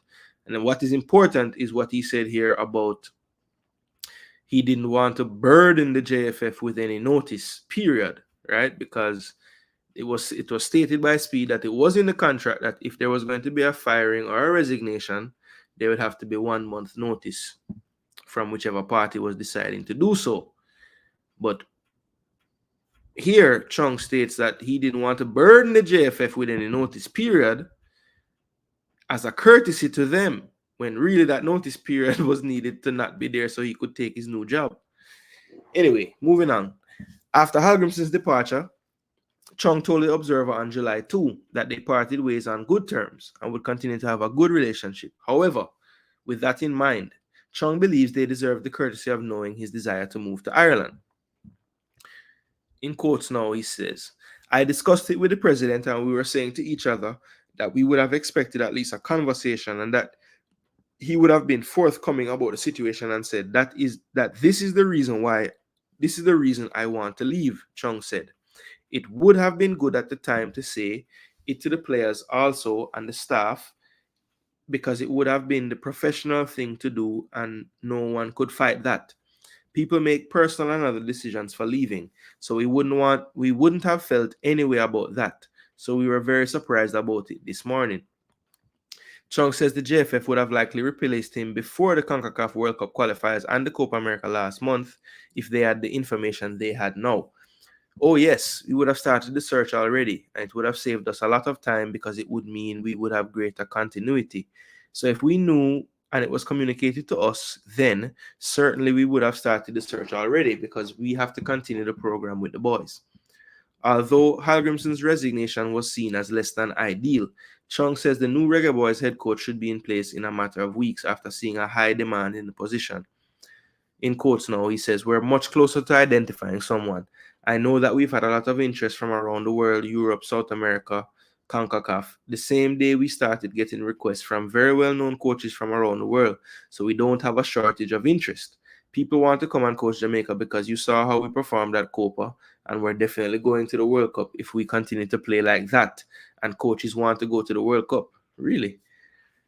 I think Speid is confident that by early August that we will have someone in place. He has a few names that he's looking at right now, and by early August we'll have someone. So that is what was said by Mr. Chung today in The Observer. Now, when I hear those sentiments from Mr. Chung, and then I hear what Speid had to say, they really don't sound like they're definitely on the same page. Basically, in that article, right, Chung stated, and this is what I thought was important about this article when I kind of thought of this article when I heard Speid talking today, because Speid was saying, look, the writing was kind of on the wall. I notified the board, I don't know if it was an email or in writing. I'm not sure what kind of writing, but he said in writing that, he suspected that the coach wasn't all in anymore. And this would have been, ever since he would have asked permission to not live on the island anymore and just be around for the games. He kind of could see things coming. Also mentioned that the World Cup qualifier squad with up to 8 JPL players by the time the team was ready to take the field was an eye-opener for him based on how little JPL players he would have had in other squads that would have been competitive fixtures, whether it was the Nations League, Gold Cup, anything of that nature. So that was something that was quite telling to him as well. But what I would like to know is, he's saying that if they had known this information before, they would have started their search. But if the writing had been on the wall, surely they would have been putting their feelers out there. When I called into Cranky Show and I asked the question, all Speid really said to me was, look, no matter what time, when he would have resigned or when anything like that would have happened, I have my contacts in the game and I can reach out and I can have, different leads in a matter of hours, right? And so that's why, a part of my title today was Speid Unfazed in Coach Search, because while there seems to be shock and I wouldn't say panic on the side of Chung, but definitely he doesn't sound in his tone in this interview with the Observer as unfazed by it all as Speid sounded, right? And I think a lot of times when especially Chung and Speid speak on these platforms, it's never quite the same messaging, right? And Speid mentioned, and I don't know if this was a tongue-in-cheek response or this is really just what it is, but he said he's barely up at the JFF, but every couple of months, right? Because he has his other businesses that he has to tend to. And it shows in the messaging that I hear from the GenSec and then from the chairman of the technical committee. So, that's something that to me, it was a bit off. I mean, I know in the end he said, look, Chung said he's confident Speid will have the manager by early August. I know, up to a couple of days last week, Speid was saying August 1 as a day. He went as far to say today, as I said earlier in the program, that there's 3 names that, are kind of currently the front runners And there are three names that would all Jamaican fans will love and be excited about. So, and then he also said, but there can be a final candidate that comes in late and just kick away them and the teeth, I think is the way he put it. So, I guess the pun was intended using teeth there, with the dentist being the former coach. But yeah, I think Speid's level of calm in all this, I don't know how to view it. I mean, should I feel calm as well because the person tasked with the decision is so calm, or is this just his way of trying to keep the temperature down with the fan base? You know, I know August is the goal. I know September is the Nations League. You have to notify clubs pretty much very close to that August window, that August 1 window. So I would love for that coach to be announced really right then, right? So that he can, make his arrangements and start reaching out to clubs, to get his preliminary list going. So, the timeline is quite important, people. Let's really hold the JFF accountable to what they're saying about the timeline, because I do think that in order to have a proper squad for that First Nations League window, we'll need the coach in place so that we can get the proper documents out to all the clubs in time, so that we have no mix-up about getting release of players, right? Because we have seen, and I think this is a part of the reason why the coach left in the end. And one of the things that kind of drained his energy was just, issues with players, right? Just, this window, this time. And of course, it's funny because there's Smiths that are in the YouTube space that are on opposite ends of the spectrum. Chris Smith, a diaspora champion, always talking about the diaspora players. Rob Smith, I won't go as far to say he hates the diaspora, but I guess he just feels like at times we lean too much towards the diaspora and don't give credit to the local players and the local things, right? I feel like though that's the two ends of the Jamaica fan spectrum, and some fall in the middle, and some are indifferent about it at all. But I feel like we need to be able to coexist as fans, right? We don't need to be killing each other about this stuff. But I feel like I kind of lost my train of thought there. But I had a point. Read that. I don't know where it went, so I'm gonna leave that alone, people. But yeah, Speid is unfazed. Should we be as unfazed as Speid? That's the main question, people. Should we panic? I feel like we need to hold him accountable though to this timeline, because as I said, when you look at the rules of international football and timelines, we need to get the coach in a full 4 to 5 weeks, I would say, before that window, so we can get all the relevant information out to the clubs. I think that is imperative. He needs to come in, look at his pool, pick his players, start to send out the things to the clubs. We don't need him starting out with, boy, I couldn't get this player, that player because we were late getting the stuff to them. No, we don't need to start out like that.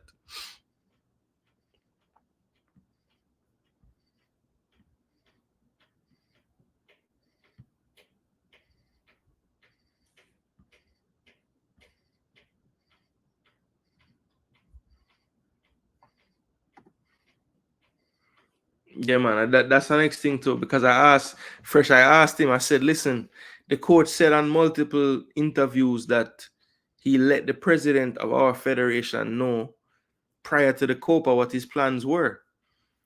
And Speid said that when I asked him that on the phone today, when I called in the Cranky show, again, big up Cranky for that show. It was very, very good viewing. Speid said, well, he didn't verbatim say he was going to resign. He just told him he was having a lot of apprehension, and he wasn't very pleased at the moment. So apparently it was not cut and dry that he was going to resign.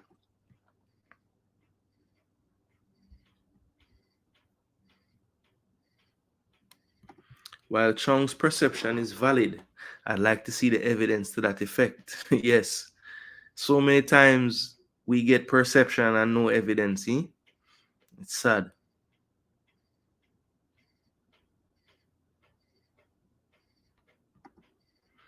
No, we can't, As we say, you have to listen, analyze, form your own opinion, That's the main thing. It's clear that the right hand doesn't know what the left is doing here. I've heard different talking points. Yeah, it's I think it's one of the main reasons why the former coach highlighted professionalism so much, because messaging is so important in an organization like a football federation, and I just feel like too many times it's mixed messaging. It's just not healthy. It's not healthy. Yeah, man, you can state a fact, and yeah, you don't have to take it that way, for sure. Yeah, man, he said 3 names.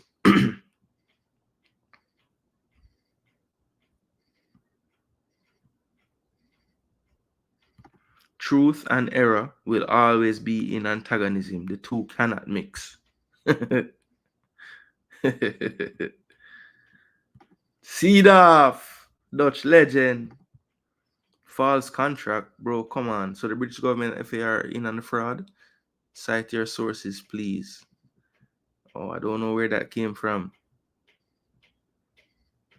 Oh, okay. I heard that your top academy coach signed his player in England were on a false contract. Go check it out. Huh?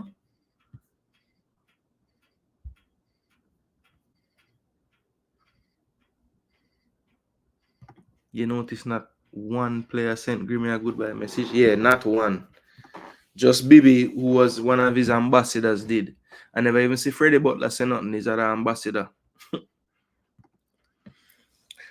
Yeah, but Fresh, that to me, that is a very, very, very, very telling thing, because when you look at the way the JFF is constructed, the general secretary really and truly is the most powerful person, based on how the constitution is written. I mean, obviously the president is powerful as well, but if you're talking anybody who would be the next powerful, it would be Chong. So the fact that he's not in the know is, I don't know what to say about that. Keep in mind that he's the only paid employee of the JFF in this type of capacity, because I think the technical director is also a fully paid employee. He's paid directly by FIFA. I think I'm right on that. But the GenSec, he's paid a salary, and it's from the JFF.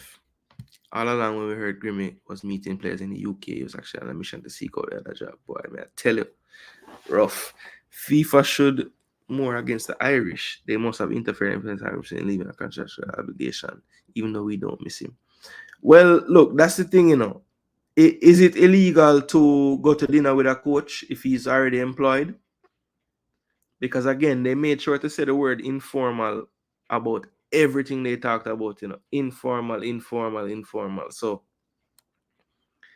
I don't know.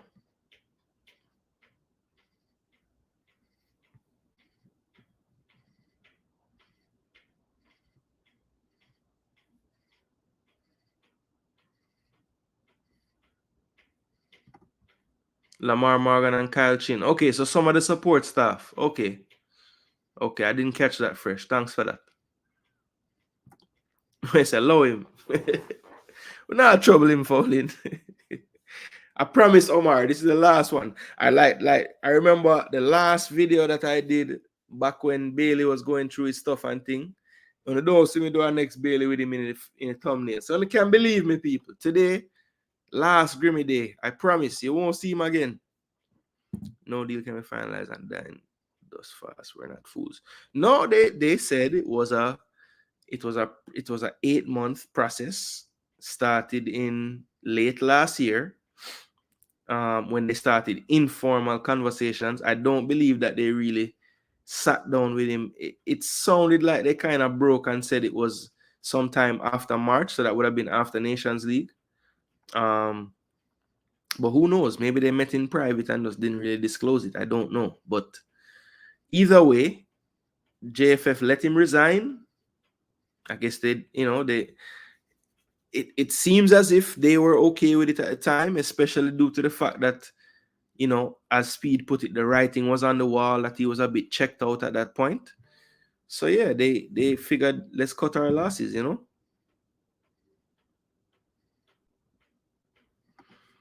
Yeah, MF, me know, but I think the reason why I'm kind of saying this is because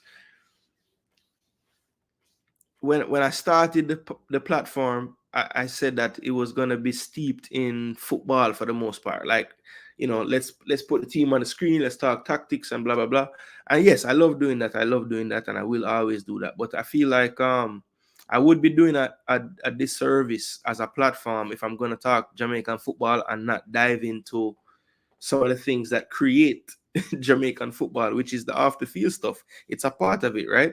I just don't want it to be like, you know, the focus of the channel. But yes, you are correct. It's a current event, and if I want any person worth their salt doing this kind of content, if you're not willing to tackle this, why bother have a channel? So yeah, that is true, MF, for sure. That is true. I will not blame JFF on this one. Never. The man's disingenuous. Grimmy, that is with no apology. Yes, a real baller say him not hearing it, him not having it, him can't blame JFF. Tell me which player thank and please Paul Hall on top of when he left. I don't remember any. That is true. Good point. Good point. I would have to go back and check. Yeah, let's see. Any difference? Yeah, actually I'm curious to know that as well, you know, fresh. Any difference when Tapper and Paul left? Player response. Some to research, some homework for me fresh. Respect.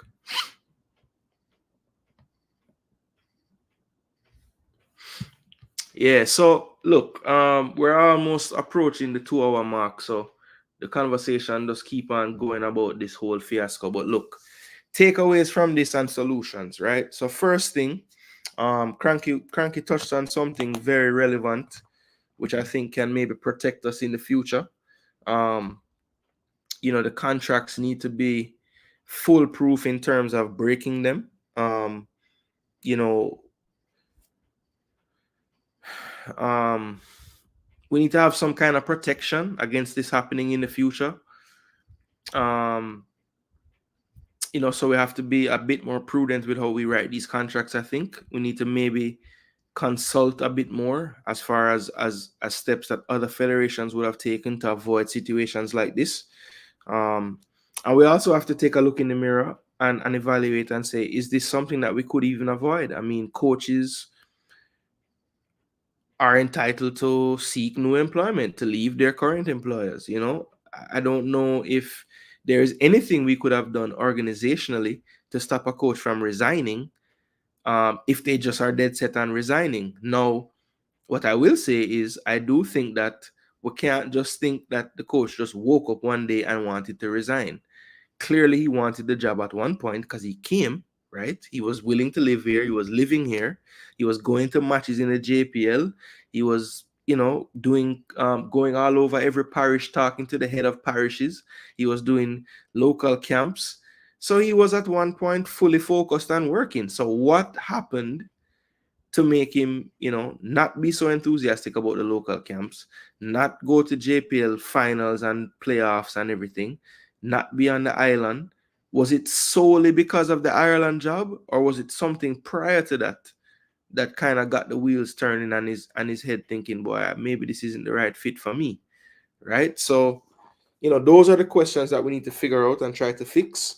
Because I'll tell you this much: if Speid succeeds in his coach search and gets a coach that everyone will be happy about due to his expertise, you know, his experience, his pedigree, you know, the things that would have caused Hallgrimsson to make the tone for his press conference today with a new team be solely about professionalism and respect and all of those factors that would have made it so desirable to go to that setup because they're so professional and so respectful. which in turn means that the one that he left might not have been so respectful and was unprofessional. We need to adjust those things, because it's not like this new coach that comes in is not going to be dealing with the same situations that the old coach had to deal with. So who's to say that this new coach, won't give us a certain amount of time until he's fed up as well, right? So look, that's something to think about, people. That's something to think about.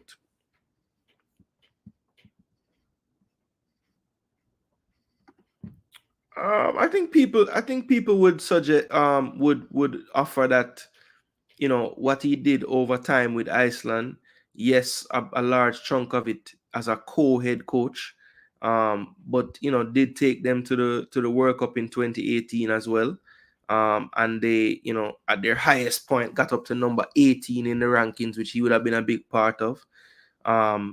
Jamaica at the time of his resignation moved up 14 spots, but where we fall on the 17th of July when the new rankings come out, we can attribute to him as well. So I think, the book is still open as far as how well he did with our rankings, because I'm sure we're going to drop somewhat. Hopefully we can stay above that 60 mark in the 50s, but, depending on what happened around us, we could drop big into that 60s area, right back to closer to 67 where he started. So let's see where he ends up then. Do I think the new coach will have to go to JPL games? Well, similar to what was said earlier, me personally, no, I don't think so. I think any scouting of players can be done. He would have to have scouts that he trusts. What would be nice is if, he would have to have scouts that he trusts.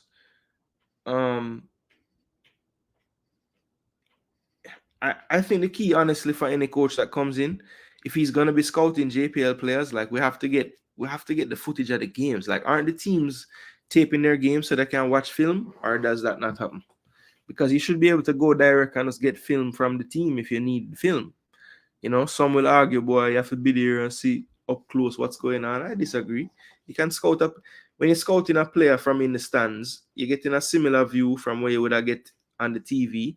I guess the only thing that's different is if you're scouting an individual player, you'd want a camera on him only, which I'm sure could be arranged. If the coach wants to see a player, you send out a JFF video man and him tape that player in the game. I mean, there's ways around going to the actual game. That's all I'm saying.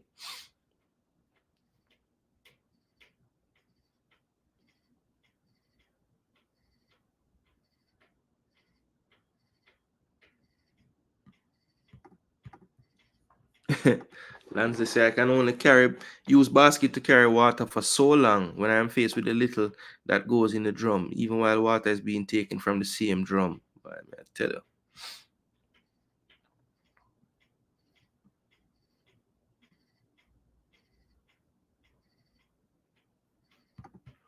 I listen carefully when people speak, and over listens carefully to Mr. Speid.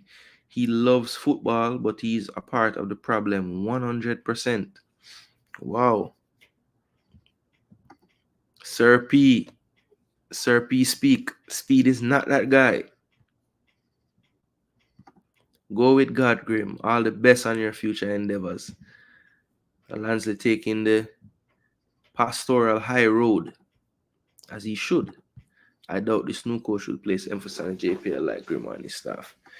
Yeah, we shall see fresh, and maybe that will be we'll see. We'll see. I tell you what, if Speid put his money where his mouth is, I think there's a lot of things the JFF will start to realize about, what a top coach will allow and what he will let happen, right? So look, before we end the show, I think we've given enough time to this whole coaching saga. Hallgrimsson, as Lansley said, I will not fall on the side of, you chop the line, so we're no business with you. I have no bad mind bone in my body. You at one point, I know, wanted Jamaica to do well because you took the damn job in the first place. So big up yourself. Whatever reason your mind change, your eyes shift, your focus shift. It happens in life. I at one time wanted to do one thing in my life and I had to pivot when I was having children. So I understand, right? So look, all the best, brother. And to Mr. Speid, we give thanks that you make time for the public in the YouTube space. We give thanks. We're very thankful that there's a voice out there. But please, you and your friends over at the JFF, and when I say friends, I'm not being funny. I'm literally talking about the higher ups, the ones that would also be in print media talking and everything. Can you guys just get on the same page so that I don't have to hear you say one thing, then wait a couple days till I hear what Chung saying, and then are you speaking for the president? Is Chung speaking for the president? Is Chung just out at sea by himself, and you guys just tell him to just say whatever? Like, what is like? Get on the same page with your messaging, all right, guys. That's one thing I would say. Get on the same page with your messaging. I know it sound like we just want everything as the fans in terms of one time we are saying we're vexed and not saying nothing. Now we're saying a lot more things, but now we are complaining that we're hearing different things. But please, just man, on talk to each other a little bit now before the starting the campaigns whenever these things happen. And because I see that Mr. Chung feels safer on certain platforms. Mr. Speid seems to just go wherever, I only heard one content creator that Speid will not talk to. He was very, very, very condescending about him and the thing today. We don't really respect that, to be honest, Speid. But in terms of where you were coming from, your point of view was that certain content creator. I'm not going to give no name to it because I am a friend of the content creator, so I'm not even want to get legs. But those who would have seen it know what I'm talking about. We don't need for goddess of people. Even if the man are creating content and I bash you every single day, you be the bigger man. You know what I mean? Because we see you do it before when you get disrespected on the live program and you kept your cool while the other man lose him head. It's a better look for you for keep your cool, Mr. Speid. So nobody with that part there. See? Never really like that part there. But yeah, big up yourself to all these parties, as I say, Hallgrimsson, good luck to you. I know some people not gonna agree with that part there, but good luck to you, boss. Do your thing. Wish you all the best. Speid, do your thing as well. Wish you all the best. Want you pick the right coach. And we hope the timeline match up to when we need the coach for Nations League. Because we need him in here to pick the team so we can send it out to the team them. We don't need no foolishness with the release of the players for this first Nations League window. Because I'm telling you, the first foot forward for this coach going to mean a lot as far as recruitment and all the rest. It all go hand in hand. So let's just get off on the right page and just show this coach that, listen, we learn from our mistakes and we're going to really, as an organization, just tighten up our ship and try to get things done more efficiently with better communication. All right? That's what we need to work on. That's what I want to see moving forward. All right, people? We're not just bash. We'll bring some solution to. All right, cool. So, the U-20 boys, I want to give it just a bit of time before I leave. I will give it a lot more time before we get to July the 17th or July the 19th, excuse me, when they play the first game. But I just want to introduce it to my fans that we are aware and we know what's going on, and we want to just talk about it briefly before we close the show. I have about 5 to 10 more minutes I'm going to do before we close off. And I want to devote that to the squad selection of the U-20. And Jerome Waite and his charges headed over to let me see here. Let me see if I can get this list up. I wanted to show the delegation as well, but let me show this one first because this will give me the clubs and everything.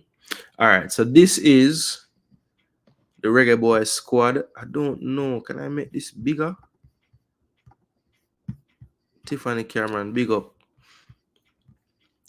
Got inducted to the Ohio State Hall of Fame, so that's a big, big, big thing there. All right, so I don't think this can be any bigger, but it's all good. I don't know if you guys can see this well enough, but let me see if this helps. No, that really did nothing good there. Let me get this comment off the screen. That would help. All right, so let's do it this way. All right, so maybe you guys can make that out, maybe not, but I will read it out for you guys. So this is the under 20 Reggae Boys squad. Of course, you know that they're due to depart Jamaica on July the 17th, and they play the US July the 19th, I believe, at 6 p.m. And as I said before, we're gonna do a show kind of devoted to this. I'm gonna do some more research. I know a lot of the overseas players already in terms of what they've been up to, where they're playing. I do need to do some more research on some of the local players. Of course, I'm familiar with all of the ones that would have been in the youth system of Jamaica prior. But let me just read the list out for you guys so you're familiar. So the goalkeepers are Joshua Grant of New York Red Bulls, Tawayne Lynch, Mount Pleasant, and Alex James of Real Mona, which would have been the club I represented before I moved from Jamaica as a youth. So big up to Real Mona. Defenders now, we have Romain Blake, Chicago Fire, Adrian Reed, Cavalier, Javin Williams, Reno FC, Nashan Bolt, Arnett Gardens, J. Lloyd Smith from Cavalier, and Rashawn Small of Portmore United. Then in midfield, we have Brian Burkett, Dunby Holden, Mackay Welsh, who you remember from the previous round, Leighton Orient. I think one of the better midfield options that we have. Alexander Bicknell, Lexus SC, Fabian Reynolds of Wolves, Christopher Ainsworth of Cavalier, Shadiko Wizard of Arnett Gardens, and then forwards, we have Dunstan Cohen of Veer, Nashardo Gibbs, another Real Mona player, Niall Waugh of FC Dallas, formerly of Inter Miami, and Ashton Gordon, Atlanta United, and Orain Kirky Watson from Chapelton Maroons. So some of these players would have been, previous U17 players who have moved up. The likes of Cohen, the likes of Watson. I believe Ashton Gordon was a part of those U17 as well. Adrian Reed would be another one. Romain Blake, of course, a holdout from the last U20 cycle even. Bicknell coming up from U17 and playing the last U20. So yeah, some continuity from some of the players. A bit surprising that we haven't added to some of that overseas core that we saw the last time.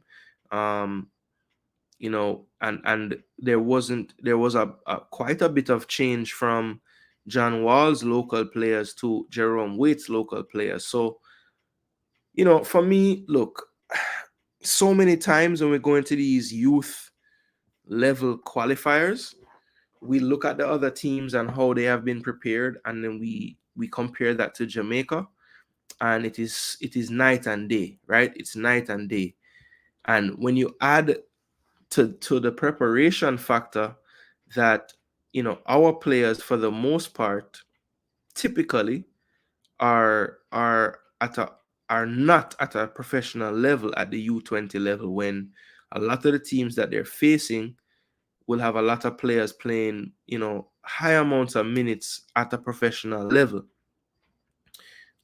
So that is the uphill battle that we always face. Not only are our players maybe underdeveloped in terms of who they're going to be playing against and where they are in their development in their careers, but add to that they are prepared less even as a group than most of these other teams we're going to play as well.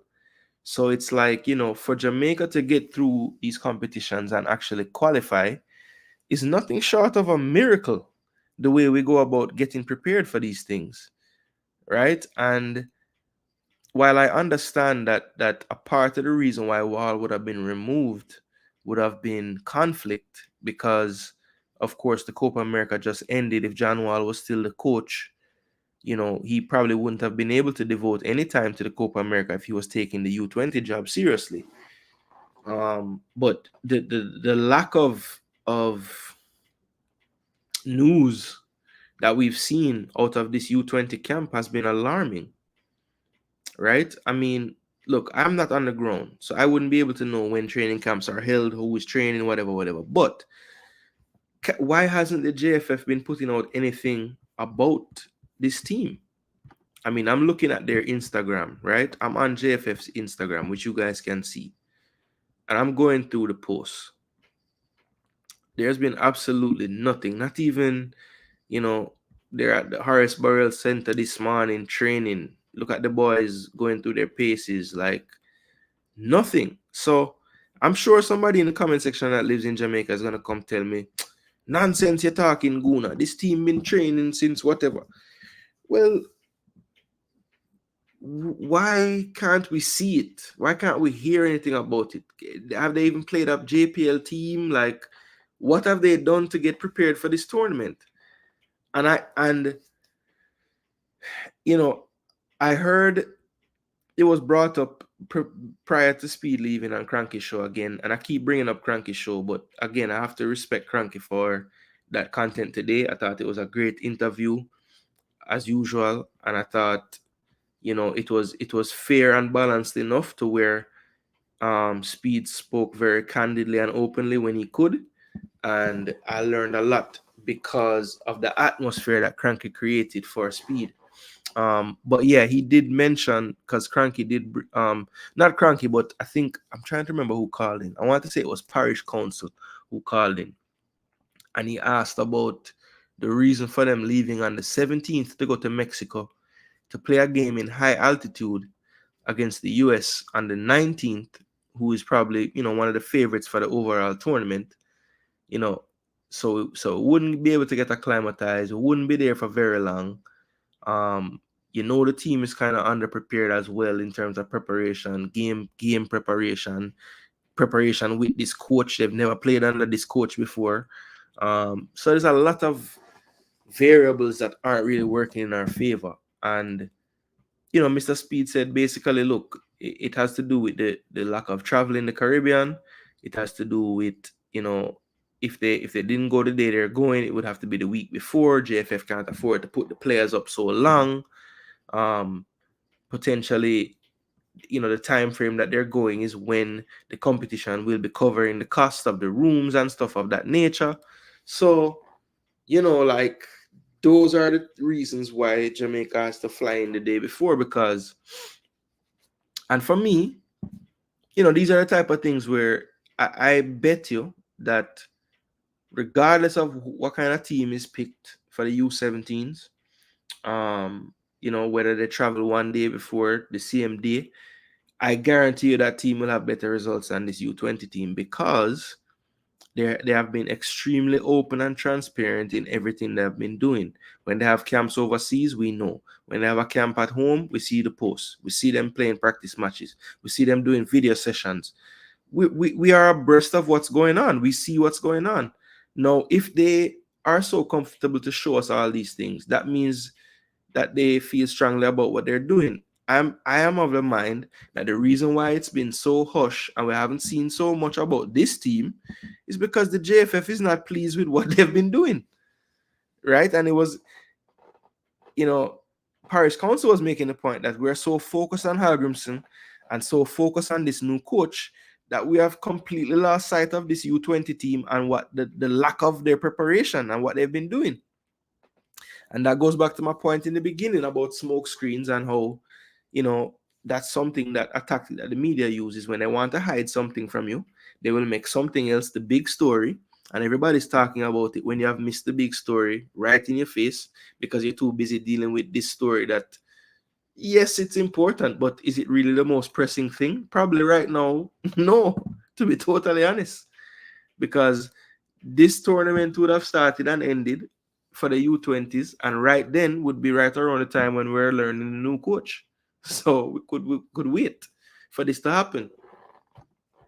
It took a miracle to put the stars in place. It took a miracle to hang the world in space. It will take a very big miracle for this U20 squad. My prayers go out. Yeah, my good friend JD always say, prayers don't only go for you, So I guess Lansley will just have to hope that none of the other teams pray.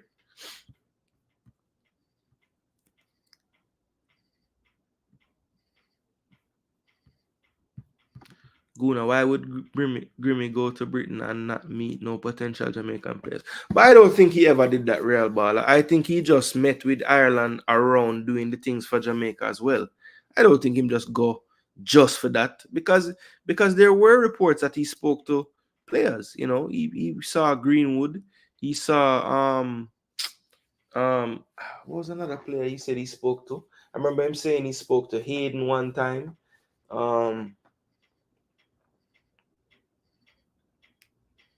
Did he say the guy that was on Sheffield United last year? Used to play for Everton, the defender. I want to say I heard his name one time as well. Godfrey. So yeah, I know he spoke.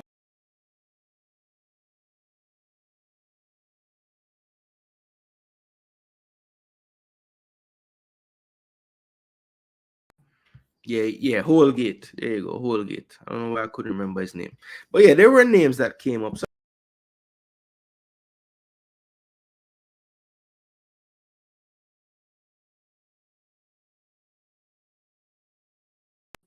I don't know why I keep me out of my own studio, you know. Where I say them don't lose sight, them just not interested. It's not the it's not in the algorithm right now.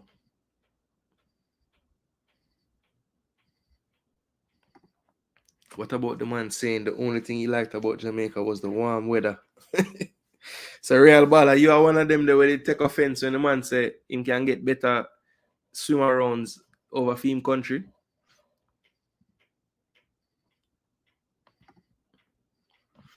First responder with a key take here. They only take part so as to not be fined. No money, not on these teams, bro. They say them can't gain anything from these teams.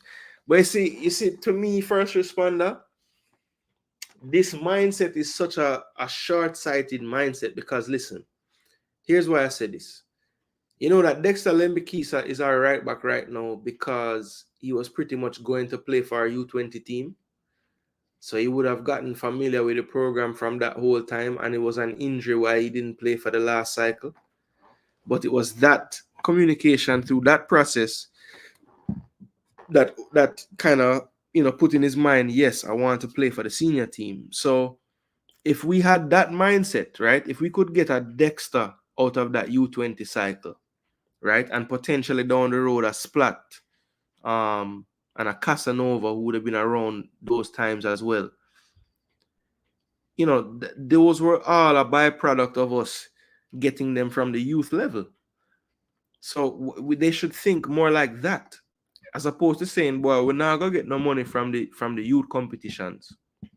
Think about the future monies you could get if you are being open, and trying to seek the best players possible to play who are interested and who can get a passport or have a passport. Because I know that's a big deal, right? We can't just be going after players that don't even want to play, or, well, I won't say don't want to play because I hate to say that. I think if they're eligible, the conversation needs to be had, right? And they need to try to, do what they need to do to get their passport and stuff. But all I'm saying is we need to look more to the future because those are the players that we're going to want to get when they reach 25, 26. And we're saying, yeah, man, let's get them now. And then people upset we're getting them late. But we can't have it both ways. If we want to get them in the team, start to talk to them from U-20, right? Even if you don't get it over the line then, from a show that interest early, maybe when you go to them later down when they're more established, it will be a better conversation. Travis, we take the patriotism going too seriously when talking about football. Everyone stands to benefit from the teams being in international comps. It is a business at the end of the day. Facts, because the exposure is huge.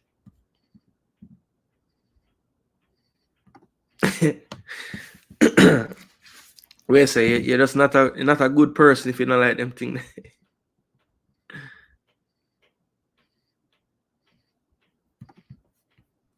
My prayers are not misguided about us winning, rather that the players are not psychologically damaged in a bit to showcase them. But for players' career, yeah.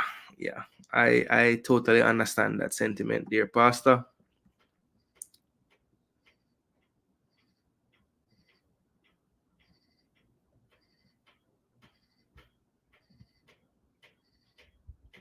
No professional continuance.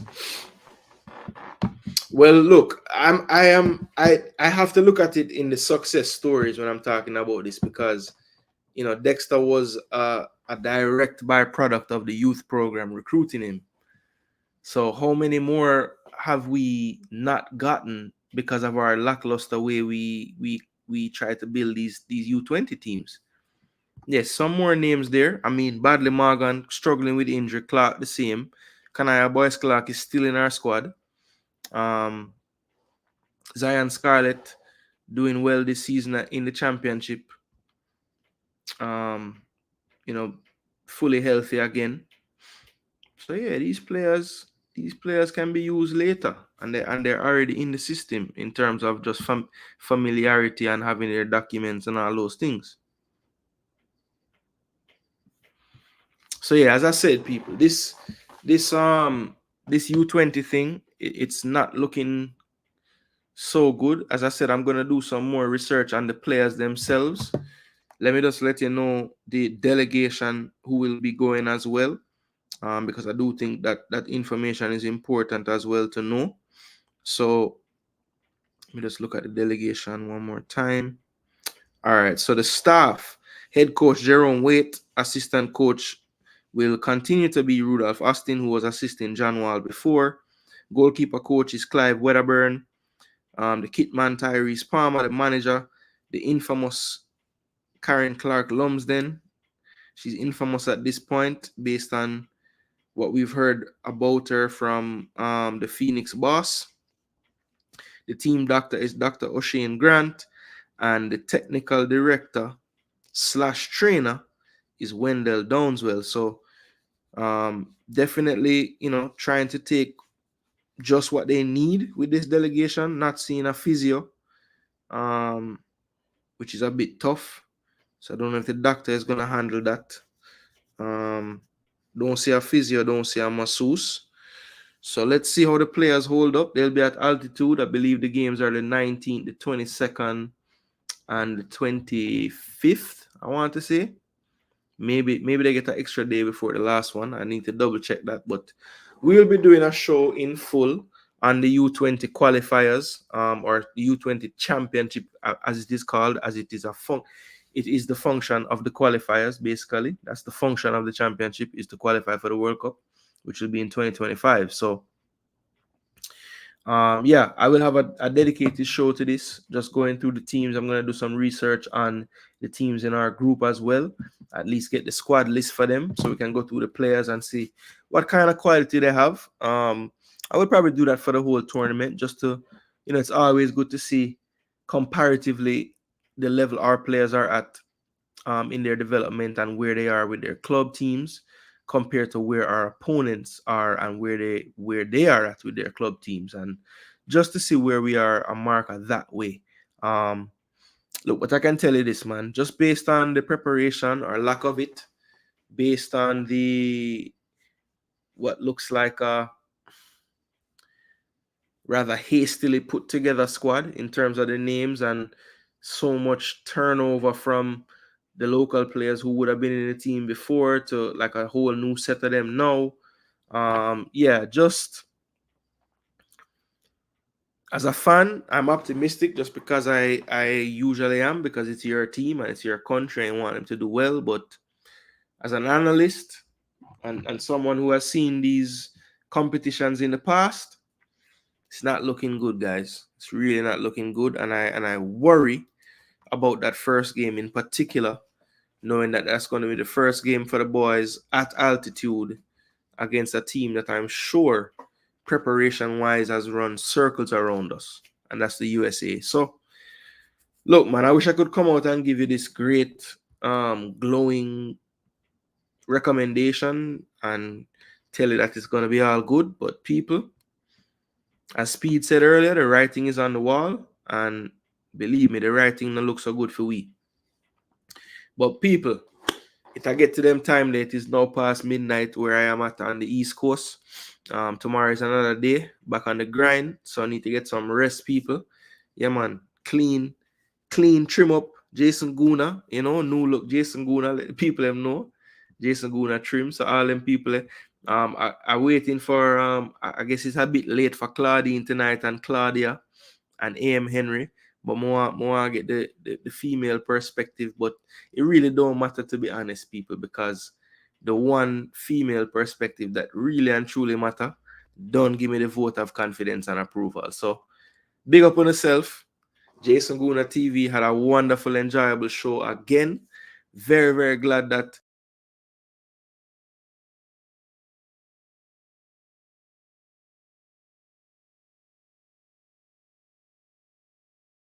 I think I set a record for how much time um this thing cut off today. But yeah, basically I was just giving thanks to all the support tonight that I received. I didn't even do a likes check all night, but I am going to assume, right? I'm going to assume that the people them do my likes button properly. See? So let's see. Let's see. All right, not bad people, not bad people, not bad people. All right, so I knew somebody that's on the ground would give me an answer to the training. Same say U-20 been training for over 2 months every week at Jason Gooner TV. Okay. And when you say training over 2 months, the players that were picked have been training. Let me know. Cause that's always a thing to. JFF ever have training camps, but it's never the damn players them plan on using. Them just find some youth and have them a train. When I was training with the under 23, it was the same damn thing. Some years back when I trained, I did 2 weeks of training camp before some Olympic qualifiers to pick a team, and I think they had like maybe 25 of us there or 24 of us there. And I would say maybe 5 of them people they play in the actual team, 5 or 6. And the rest of us were just there to make up the numbers, basically. Because no matter what me do, I could have scored 7 million goals, them wasn't going to pick me. So, I don't know. So that's all I'm going to ask Travis. Is it actually the players that... Okay, so all the players except the overseas ones. All right, so based on the squad, that means them would have 1, 2, 3, 4, 5, 6, 7. So 21 man in the squad and 7 of them never did it. So 14 people did a train, or them just still have some man up there try train too before them cut it down. And I count Big Nell in that 7, so maybe he was actually home. So let me see, 1, 2,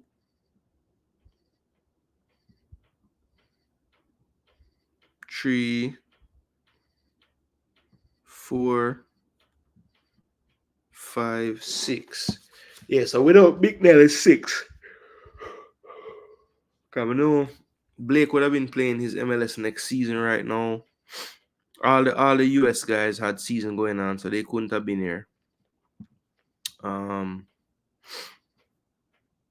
yeah, Big Nell will be the only one from overseas. And Makai Welsh, I mean, he could have been here, I would think, because they're in their off season now. Maybe we want him in vacation.